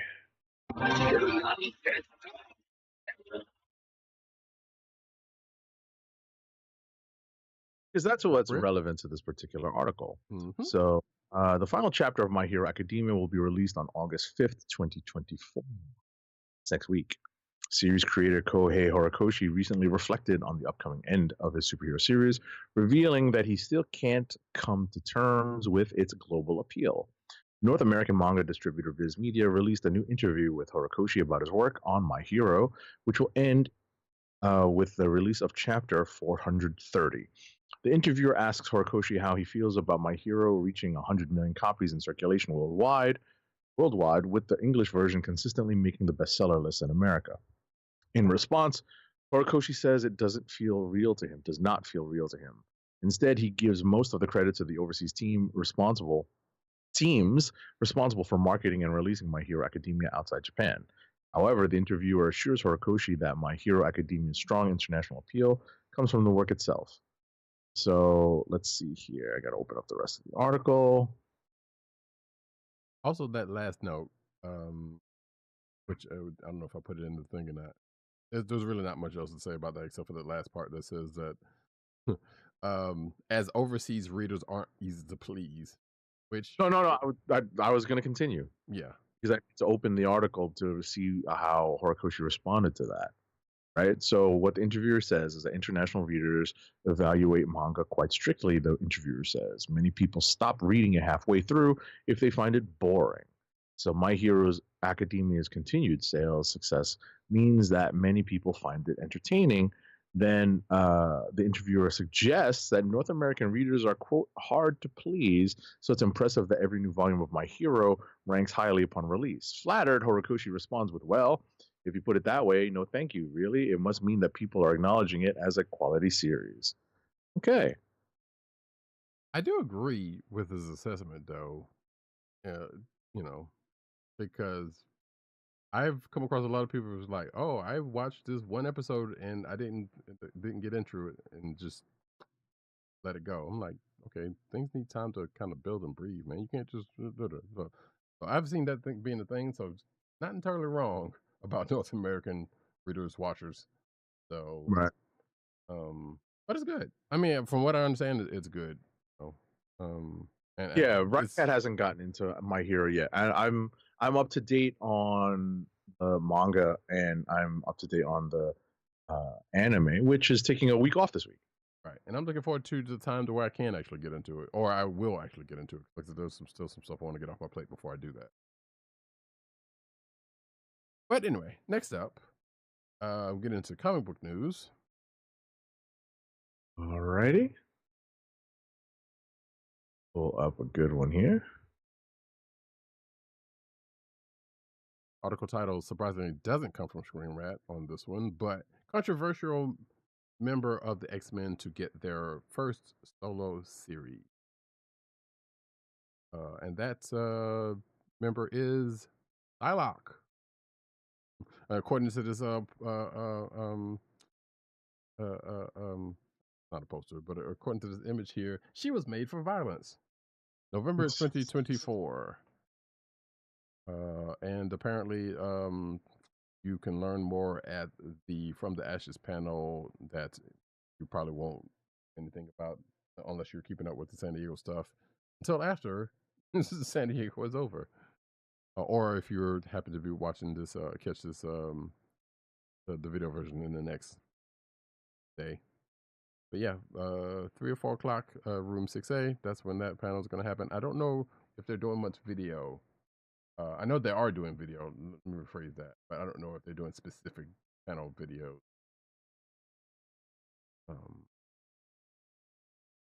Anyway, but yeah, Psylocke's getting her own series, and yeah, there you go.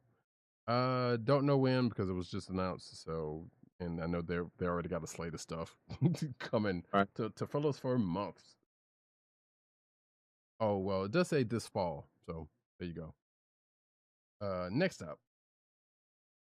All right, Blade is reclaiming his role as a Marvel hero in the bloodiest, strangest way possible. Love it.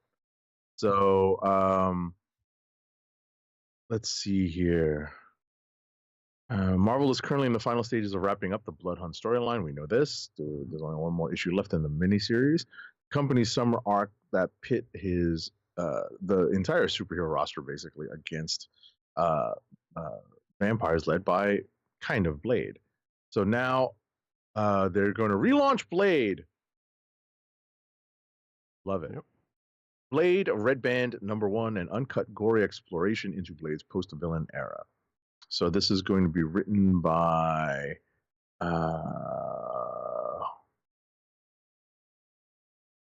what does it say? The art, but no writer. It's Brian Hill. We know this already, but Oh, it is. Oh, I see. mm. I apologize. I see. I just need to keep scrolling down. I see it's Brian Hill and CFIA.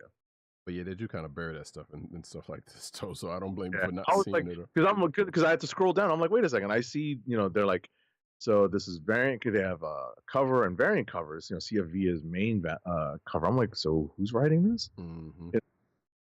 So I didn't realize that they were relaunching Blade yet again with Brian Hill. Yeah, I think we talked about it for, a couple of weeks back. I'm not sure, but it's okay. Sure. Well, yeah, I know you. You don't have to pay attention to me anyway. Let me stop that. I'm just joking. But yeah, I don't know. That's just 5-issue miniseries. I don't know if you said that part. I did not. It is a 5-issue Red Band miniseries, and apparently it's necessary for Blade's journey as he tries to earn his place in Marvel's hero community again. Yeah, October 9th. Yep. I was going to make a joke, and I didn't intend it as a joke when I'm saying this, but this gives Brian Hill a chance to cut loose on Blade. Moving right along. I guess. Yeah. Yes, I mean, I feel like they hijacked the character out of his hands, but then this gives him a chance to really go nuts with it. Yeah, that's what I'm saying. Yeah. So, I mean, even if it is 5 issues, like that last series wasn't bad. Anywho's next up, Justice League Unlimited has been announced at San Diego Comic-Con. The team will be consist of Superman, Flash, Black Lightning, Batman with the super suit, Wonder Woman, Star Sapphire, and Captain Atom. And according to this article, clearly shown is Darkseid at the top, who they'll likely be battling, as opposed to being on the team like that one time. unbelievable. So honestly, I heard this and I'm like, that kind of sounds like a group they would have had on the show of the same name. Yeah. So, well, I guess minus Star Sapphire, which but sure. Yeah. Mark Waid, Dan Mora is the creative team on this, by the way, if I didn't say that. And which, if I'm not mistaken, well, they're definitely doing Batman, Superman, and I think Waid is the one over Absolute Power, right?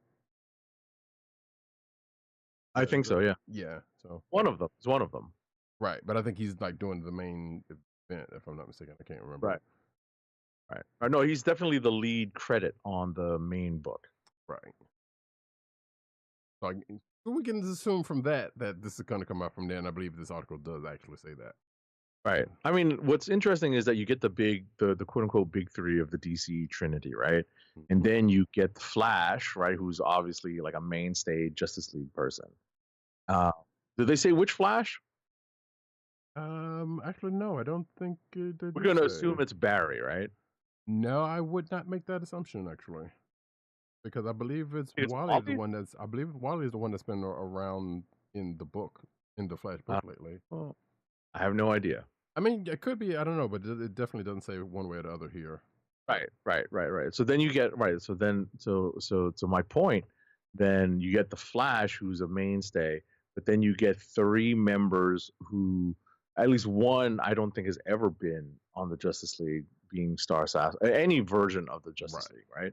The Star Sapphire.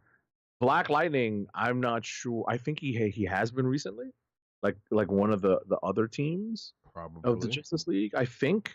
And Captain Atom also, like from back in the 80s. Right. I think. So the show.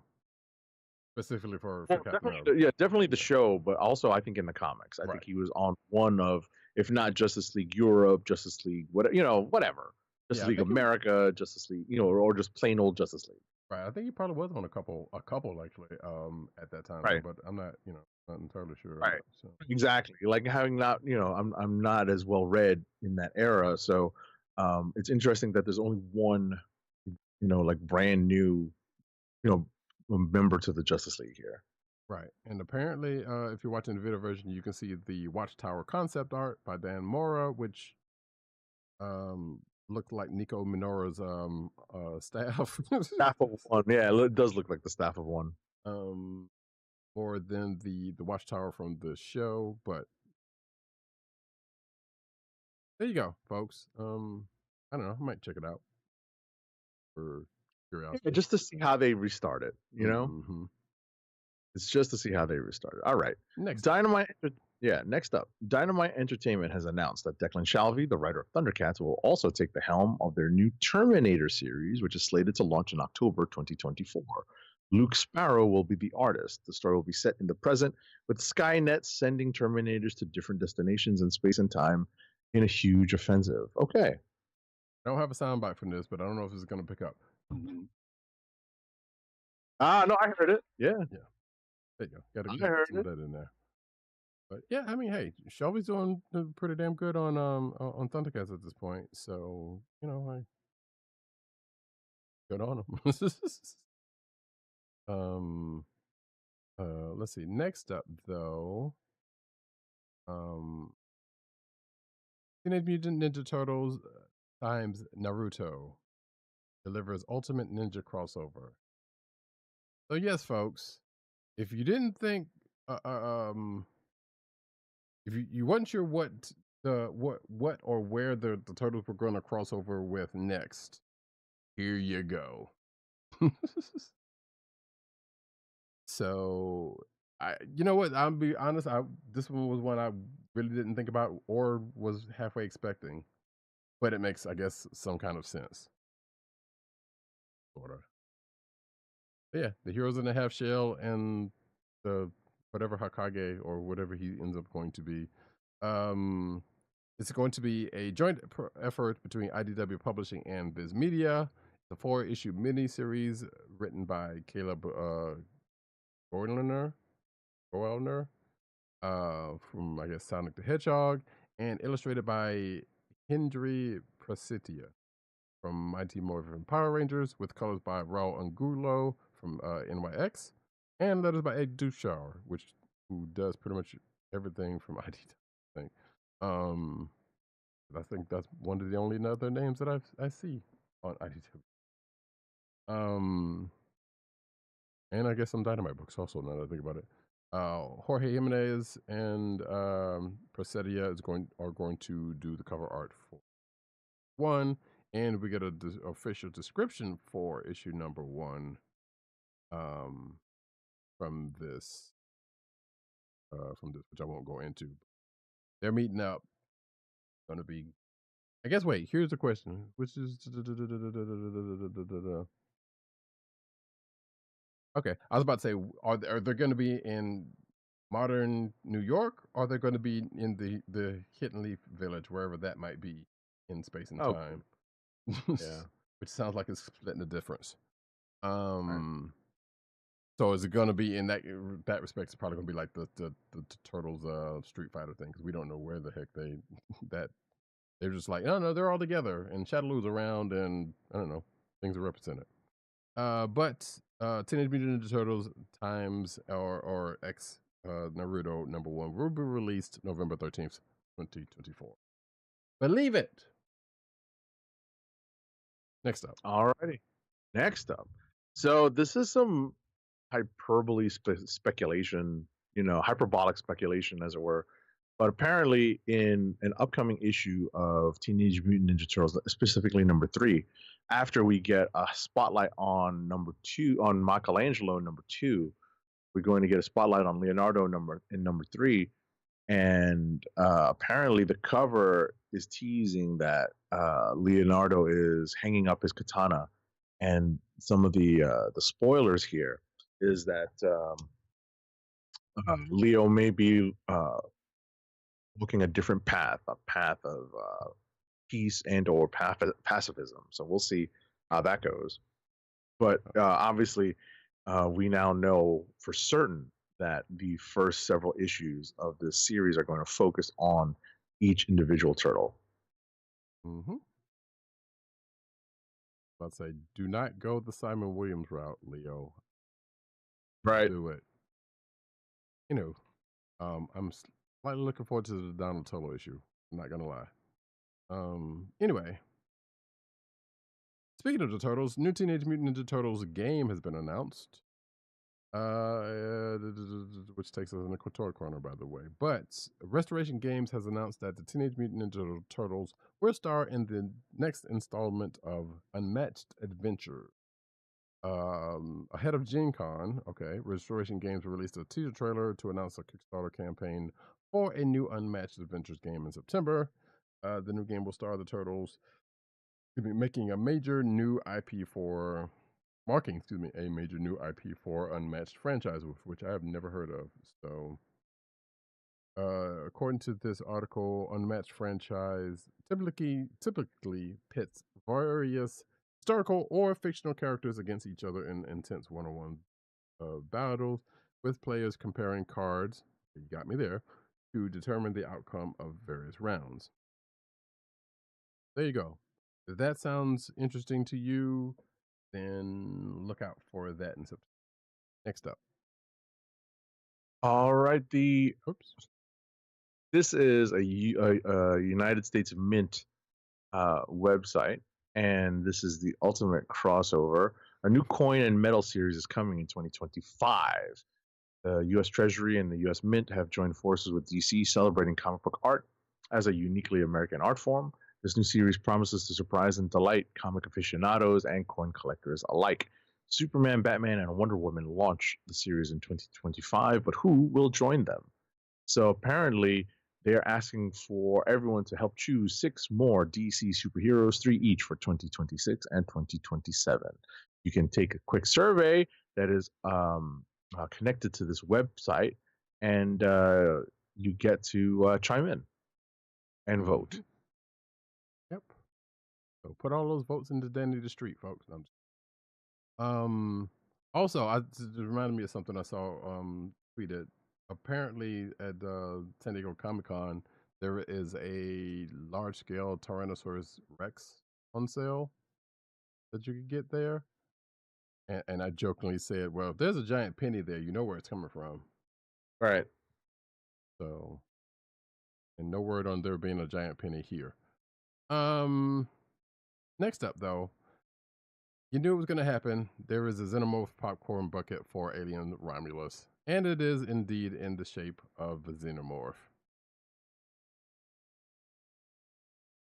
There you go, folks.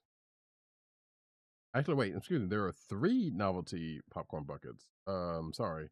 Fandango shared a facehugger themed one. Rico Cinemas shared their Xenomorph one, and Xenomark, apparently, according to this article, will have one as well, but we don't know where that one.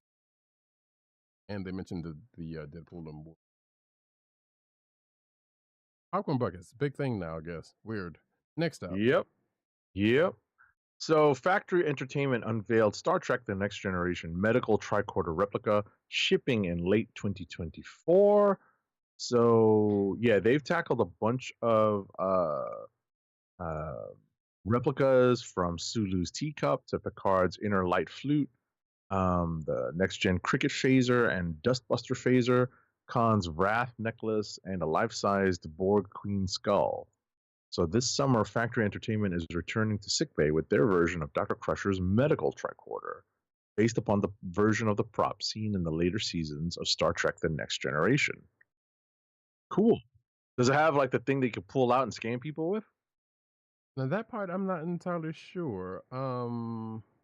But it does have It doesn't look like it. You know what? For the price, it very well should. I wanted one of these until I saw the price. It's $800, folks. Wait, the unit charges with USB power. The upper section of the tricorder, which houses the hand scanner, disconnects from the main body. Okay, so maybe it does. Okay, that's cool. So it does have it. Okay. But again, yeah, it does have it. You have to look at the photos. It does have it. Well, it was, but the initial photos I didn't see. Okay, yeah, I didn't see that particular one. Okay, it does have it. It does have it. So yeah, it better. Right. $799 Exactly. with an upfront $50 deposit. Damn. Like I said, I wanted one of these until I saw the price. I still want one at that price. Damn. Oh yeah, you can see the picture of the little hand thing right there, folks, if you're watching the video version. Yeah. So that's cool looking. That's crazy, son. And you just know there are going to be those cosplaying folks who are like, well, small price to pay. Yeah. It's the one piece that's hard to replicate, literally. Like, you can't sew this, you know? Right. Even though there are some people who, you know, have the wherewithal to try and do it, but yeah, this is like it. Without being just an extreme engineering nerd or something. Yeah. So, let's see. Next up. SNK versus Capcom game gets surprise re-release. So this is for the recently announced and released SNK versus Capcom SBC Chaos. This is from 2003. At this point, it just initially came out on Steam, but now it should be out on the other platforms. Actually, I take that back. It's on Steam, PlayStation 4, and the Switch, and it's going to be on GLG. And it's all of that is out there at this point. So, no Xbox version, weirdly enough, but maybe that'll come later. So it's weird, but what not weird. I say that because a lot of fighting games have, were traditionally more on PlayStation. So, and I know people wanted it on Xbox, but it doesn't normally used to not happen like that. So that could be the reason for it. Regardless, that was, from what I remember, that was a halfway decent game, with some renown. We will see next Evo. Who knows? Actually, I think this was announced at Evo. Now that I think about it, or this year's Evo. Yep, sure was. Next up. Okay. Monty Python is apparently the next Magic the Gathering Secret Lair crossover in a trend that feels increasingly like Hasbro has a board full of IPs and a box full of darts. I mean, that's an incredible statement to make in the article title. So apparently, you can, this is people will soon be able to share the same deck in the same trading card game with several different crossovers, including Monty Python. That's kind of funny. So the one, the Magic the Gathering liker in me, and the Monty Python Holy Grail lover in me, it initially was like, yeah, I'm all over this, and I probably wouldn't getting it.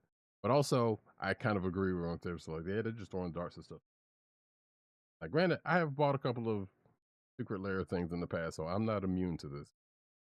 But if these are going to be playable in standard, that's going to also be great. It's funny stuff, man. So, and actually, it doesn't say whether it actually is, but I know some of those Secret Lair cards have been playable, so that'll be interesting.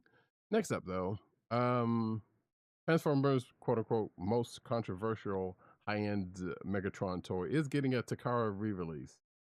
Guess what, folks? Tron's gonna be a gun, as he should be. Always should always be. Damn it! Here we go, right there. If you're watching the video version, you can see him fully transformed, with the scope on top. It's there. Fuck, we're talking about. That's what it's fucking supposed to be. That's what it's supposed to be. Right, and apparently that's not the only figure that they're reissuing in 2025, but that's the one they led with. Apparently, is he Sideswipe, Prowl, Wheeljack, and also Megatron are going to get re-released 2025. And since it's a masterpiece, it's going to be a pretty. Those things run upwards of 120 to 150, I think, if I'm not mistaken. But Roddykat ended up getting what? Next up, Hold on, let's see. I'm just looking through this. Right, so Transformers MPG Masterpiece Generations, I think. Gatai, Wait. Oh, you talking about the? yeah, is replacing Masterpiece outright. Okay. Oh, right. So they're renaming, which they their whole lines needs a whole rebrand and renaming because it's gone off the rails in certain places. Gotcha. But yeah, I mean, the this would be renaming very the interesting maps. to try to get. Like this particular masterpiece would be very interesting. It's going to be popular. Oh, absolutely. And some would argue might possibly trouble, but you know. Yep. But that being said, let's see. Who else would I think about? Probably Prowl and Wheeljack. Maybe even Sideswipe. I don't know, but yeah, a couple of those would, in addition to the Megatron one, would be interesting to me. Anyway, next up. All right. Next up, San Diego Comic-Con 2024 40th anniversary retro Generation 1 Optimus Prime first look from the Hasbro booth preview night. So yeah, speaking of, right? This is the Walmart exclusive set of the retro Generation 1 Optimus Prime. So this is like definitely like a remake of the OG. With Roller. Yeah. Exclusively at Walmart. Of course. Listen, I never had one. I played with my friend's OG Optimus Prime. I think I did the same thing. I feel like I held one for a length of time, but yeah, I don't think I owned a Prime. I definitely never had one. So, yeah, this is probably another one for the possibility, even though the one I'm sitting next to, one that I remember getting. San Diego Comic-Con, speaking of, we got some HasLab news. Actually, not the first or last HasLab news that we're going to have. This one is from the Transformers front in a prototype, which is a new Titan Master of Cerebros, which some way remember from that the quote unquote fourth season of Transformers cartoon. So wait, is Cerebros gonna turn into a head in this? No, that's Headmaster. Or is it the gun? Regardless, it looks to be it is still a prototype, and you can see all the pictures there. And I guess that's going to be a HasLab joint coming at some point. Somebody got some pictures of all the stuff. That's all we know at this point. Next up. Oops. Alrighty.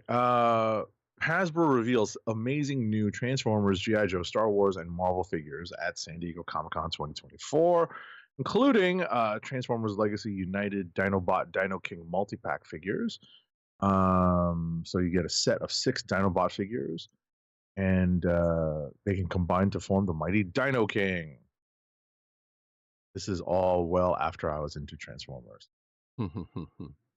G.I. Joe Classified Series number 136, Edward Starduster Skylar figure. Starduster. Is this the guy that piloted the... No, it's not. It's someone who flies the jetpack. Oh my God. So William Bruce West made an interesting point about this figure and basically said that they went almost all the way with almost everything you would need for the Duke figure from the beginning of the Transformers. I mean, from the G.I. Joe movie. But they did this guy instead. Right. And I'm like, you know what? I agree. Yeah, they could have just done that because pretty much everything's there. He's very much right. Yeah. But also, yeah, I knew you were probably going to go further with this, but there was some Star Wars stuff with Star Wars, the Black Series, TAP and Battle Droid figure. Okay.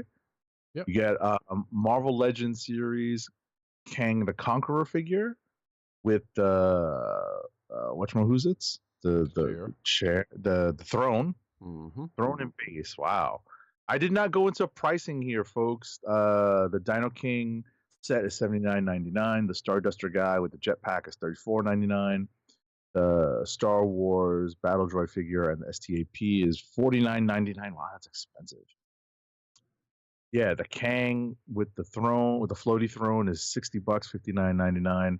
You get medium-sized Sentinels, not the not the not the HasLab size Sentinels.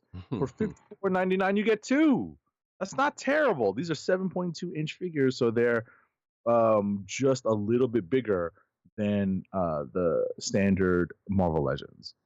I want to say William Bruce West also made a point about these ones too, about this too, but I can't remember the full quote on that one, so I'm gonna let that one bounce. But yeah, this is, as it says though, the seems to be inspired by the X-Men arcade game version of the Sentinels, which yeah, the coloration's about there. Yeah, I mean that's kind of the classic Sentinel coloration anyway when it came to like the smaller ones. Like if you went all the way back to, the Byrne era, right? Like they didn't always tower over buildings. Some of them were only just slightly bigger than people. So, right. Did you say the price not, for that one? What's that? Did you say the price? $54.99 for two. There it is. I might actually pick up a 2-pack. Okay. Also, they misspelled arcade. Yeah, but I like that. I like the commentary here that it's a more space and budget conscious alternative to the massive Marvel Legends Sentinel that was crowdfunded in 2020. Yeah, not wrong. Not wrong at all. And still useful for what you want it for. Exactly. Anyway, next up. Ding. Speaking of HasLab stuff, G.I. Joe Classified Series Cobra Rattler Ground Attack Jet is being funded. It's already funded, if I'm not mistaken, right? Actually, I believe you are correct. The target is 9,000 backers. It has, as of this recording, reached 10,150. I love it. I love it. Got 45 more days to go on this, and let's see what we got for extra. Wow, so you can get squadron patches. You can get they have not yet unlocked the Gunner figure. Right. And they have not yet unlocked a pilot Baroness figure. Right? So obviously you get Wild Weasel, right? With the jet, with the Cobra Rattler, but you have to unlock the others. And I think people will be able to unlock at least up until they'll probably at least get the Baroness. I don't know if they'll make it to the Gunner, but definitely the Baroness. Well, no, the Gunner's before the Baroness, actually. So it's 14,000. I see. Yeah. Well, maybe the people gun for the Baroness. I would hope so. Yeah. I mean, that would be the thing for that. Also worth noting, $325. I think that's pretty fair for something like this. I mean, yeah, not bad especially with what everything you get out of this. If you're watching the video version, you can see, 87 already mentioned Wild Weasel, and you get the missiles and some effects. Right, but look, the wings articulate. They fold in half, and it's pretty cool. Wow. Stand, yeah. You don't have to hunt for a stand. Yeah. Let's see. No, the crowdfund will run from July 25th to September 9th. And the project is expected to ship in fall 2025. Listen, I'm so happy for you G.I. Joe fans. Like, I'm a G.I. Joe fan. I just don't, like, if I had to choose one, I had to go with the Marvel Legends. But, seeing these awesome G.I. Joe classifieds come out, like this larger scale, much more articulate, much more accurate depictions of these, it's just incredible to see. Yeah, indeed. Yeah, shout out to those folk. Yeah. I mean, well, I was about to say, if the flag made it, then this was definitely going to make it. But that's not necessarily a 1-to-1. Yeah. But we're Yeah, gonna they're almost at the squadron patches. right. But you know. Also, it says it's. I was gonna say Chuckles, but that is a character. Limit 5 per customer because Right. you're gonna get one Cobra Rattler. Just go ahead and throw out more money for a whole squad, right? Yeah. Anyway, next up. I love it. That's awesome. It's awesome that they put they have the Baroness as one of the you can suit up. You can actually recreate the issue where Wild Weasel and Ace go at each other in the Rattler and the Sky Striker, respectively. Good. Next up. Because the Baroness and Lady J are the co-pilots, or like the Baroness is the gunner, and Lady J is the Rio sitting in the second seat in the F-14. Hmm. So, all right, next. I said, wait, somebody's been playing some DCS, but what's that? I was joking. It was like somebody's been playing some DCS, but I don't know if you actually dropped down on that yet. Oh no, I didn't. But that's just I'm literally going off of memory. Right. Right. Hasbro unveils new Star Wars: The Mandalorian Shriek Hawks 4-pack. I almost read that as Shrek. Yeah, I did too. What are the Shriek Hawks? Oh, these are Mandalorian. Oh, these are the Mandalorian people on that planet. I gotcha. Right. So these are 3.75-inch figures with unique armor, weapons, and removable jetpacks. They each have 13 accessories. Oh, there's 13 accessories total. Pre-orders begin on Amazon. They began already on July 25th, and these are set for a fall 2024 release. The set is priced at $64.99. Which, hey, not bad, I guess. For 4 figures. Yeah. So, listen, if you're a completist, I can be. It all depends. I'm not for Star Wars, but I get it. Right.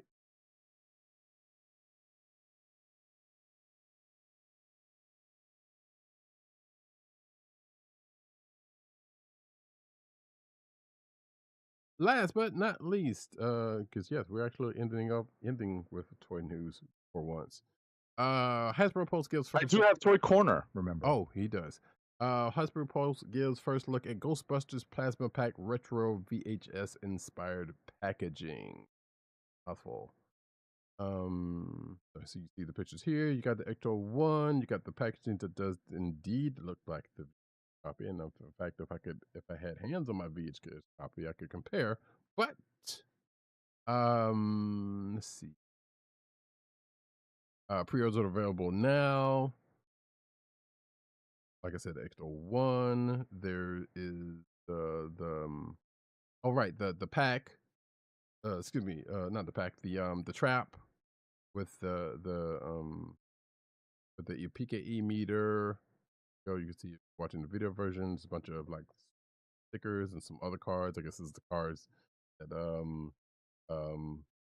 Bankman used at the beginning of the movie. And it's priced at $44.99. Mm-hmm. And they've restocked the Ecto 1 scale that you can put these figures in on Amazon, and that's $59.99. There it is. So yeah, I'm sure people are already. Wouldn't mind Listen, getting I was about to say, if I were that big a Ghostbusters person, I absolutely would pick this up. This is easy. It's like 100 and change to get all the Ghostbusters and an Ecto 1. Come on. Right, and if you go and get a pack, the actual backpack, that'll such another 150, 200, or how much of whatever that was. But still, I mean, if you're not, like if you're like a cosplayer type, but if all you want is just the have like something to put on your shelf, man. Yeah, that's a really good deal. Like this looks really nice. Yeah, it's a small scale. It's the 3-inch GI Joe, 3 3/4 inch GI Joe scale. It's not the classified scale. But come on, that's pretty cool. Yep. Oh, so you can hear like the tinge of jealousy. I'm just like, it's really cool. If I was into this, I would get this. So yeah, let's see. The set includes Peter, Winston, Ray, Egon, with as Agent 70 said, with the scale of the figures. I said the ghost trap already. The goggles, that's the part I missed, and the PKE meter, which I did say. Oh, no, that's not all included in this. It's just a. That's what it says. The set includes, yeah. Hold on. No, that's impossible. That's I too much. agree. I $40.99. absolutely agree with you. That's why I had to reread the thing. Okay, so that must be just No, for the no. figures. They have they each have like the 3 and 3/4 inch figures each have proton packs and character specific accessories, including Ghost Trap, Go Oh, Goggle, and PKE meter. okay. I read that wrong because I was seeing the actual the big trap at No, not the PKE. big one. No. Right, There's no right. way. Exactly. I was like, wait, that doesn't make any kind of sense, like you said. So, like, okay, that Right. clarification. So, yeah, that's just a 4-pack with the figures and their personal accoutrement there. So, Right. okay. It's it's like they they each have their weapons and their accessories. That's really what that was implying. So Right. if you Okay. look down at the photo, if you go through the slideshow, there's a photo looking down on the Ecto One, and you get to see them holding their pieces of equipment. Like you see Egon with or somebody with goggles. That's probably Right. Ray. I was going to say Dan Aykroyd's character. Holding the coming out of the passenger side with Ghost Trap. And unfortunately, Winston. Fortunately or unfortunately, Winston's very easy to spot. Yes. But yeah, I'm sorry. I saw these other pictures with the trap of the PKE meter. I was like, what the hell? I was like, yeah, that didn't make any kind of sense. But they're basically there were pictures of the Hasbro Pulse display at Comic Con. Which that stuff was also in, but the Ecto One and the others. Okay. Got it. And that, folks, is it for the news. I believe Agent 70 did just say he had some Toy Corner. I'll just him. Boop. Go. So I was very pleasantly surprised by what came in this past week. It came in a little too late for last week's show, but it came in time for this week's show. And I am speaking of the 85th anniversary Marvel Legends Danny Ketch Ghost Rider figure.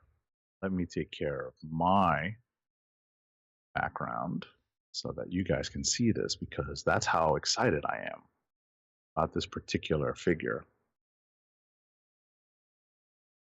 I've always wanted this motorcycle. Up a little bit more. No, I see it. That's it. Yeah, it's right there in the middle, right? Yep. It's just that I'm trying to tilt it away from the ring light, right? Yeah, I know. Yeah. So you see how it has the very distinctive shape. It's kind of like a Japanese motorcycle. It's kind of Akira-esque, right? But it's it's a different Ghost Rider skull. You can see the texture on the skull is different. It's very much like a bone texture, and the flames in this also provide a stand. So if you take a look at the back of the box, you get to see how all of this is going to be displayed. There's even like a little jumping setup that you can put together with the flames to help point the bike upwards.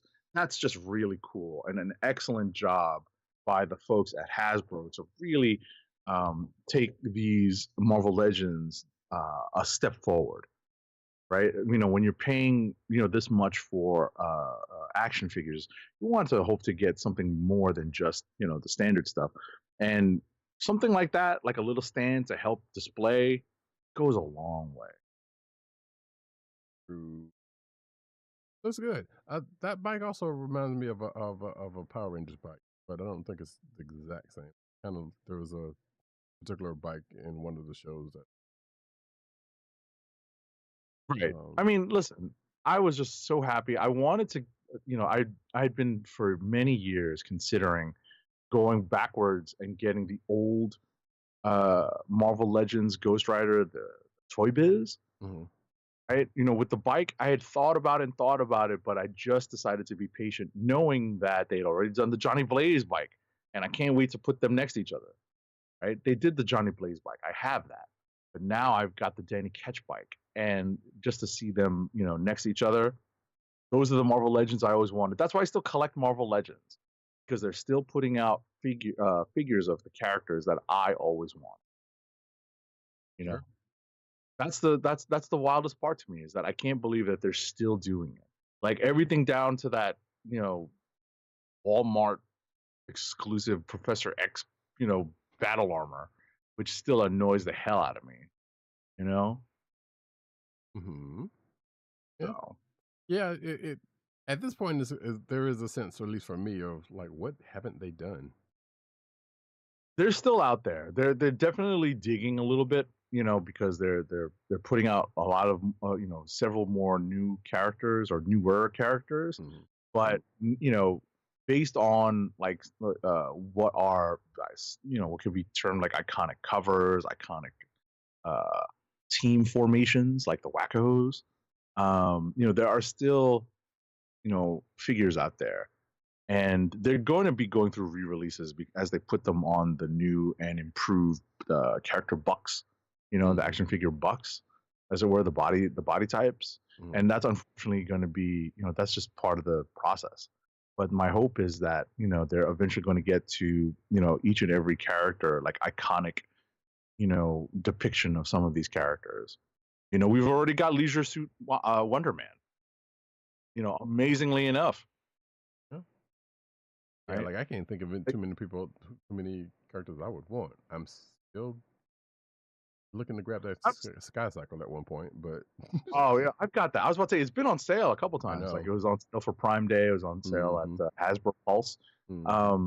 I'm still heated about not being able to get the Warbird, the Ms. Marvel, Carol Danvers at Target. It's such a pain. I don't know why people are scooping that one up. Carol Core. What's that? Carol The Core. Carol Core? You think so? I think so. Yeah. Could be.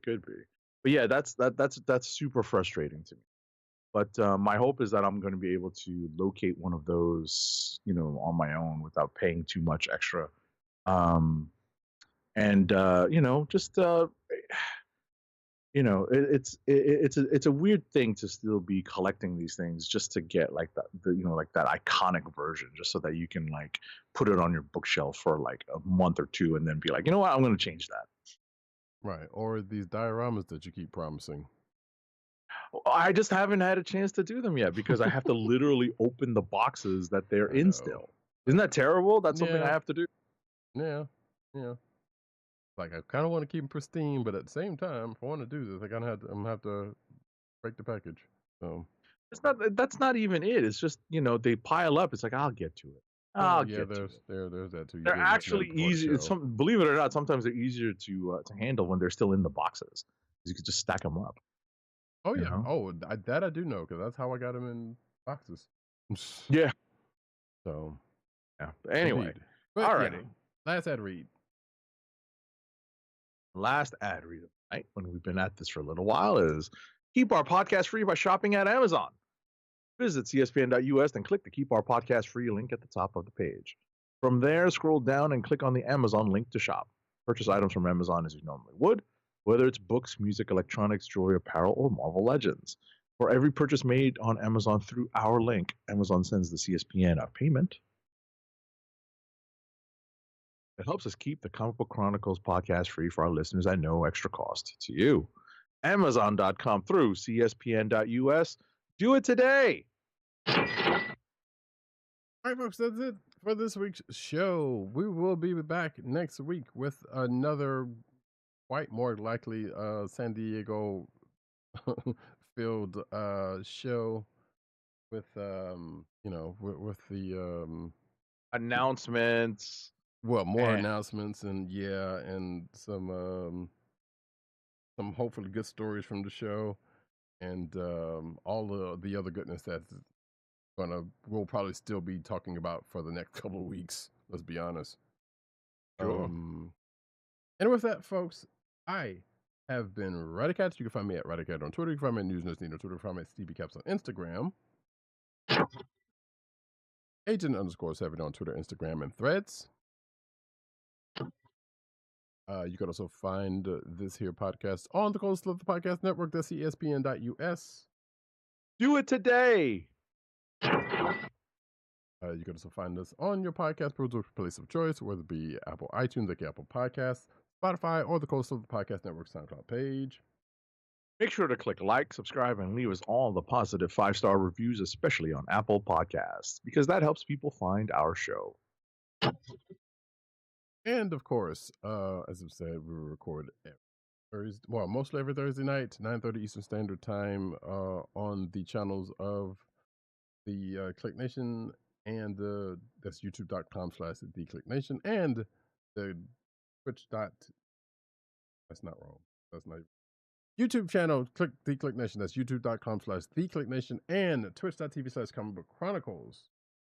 Make sure to click like, subscribe, hit that notification button so you know when we are on live and direct broadcasting out over the internets. So yes, folks, like I said, check us out next week. We will have friend of the show, Matt Wayne 97, and it's always a good time when he's on. You know, I still kind of feel bad. Huh? I was literally texting with him during the show. Yeah. So, we will find out what he got up into. Well, not necessarily what he got into, but we'll see what he thought about the show and his impressions therein. He's always there. I still kind of feel bad that what he can and cannot talk about, right? Exactly, because man is great with his media training. Yep. And I love it. But yeah, like I said, that will be all next week, and something else I was going to mention, but that's fine. We'll see if it comes to pass next week. But until then, this has been the Comic Book Chronicles. Peace. One. Wakanda,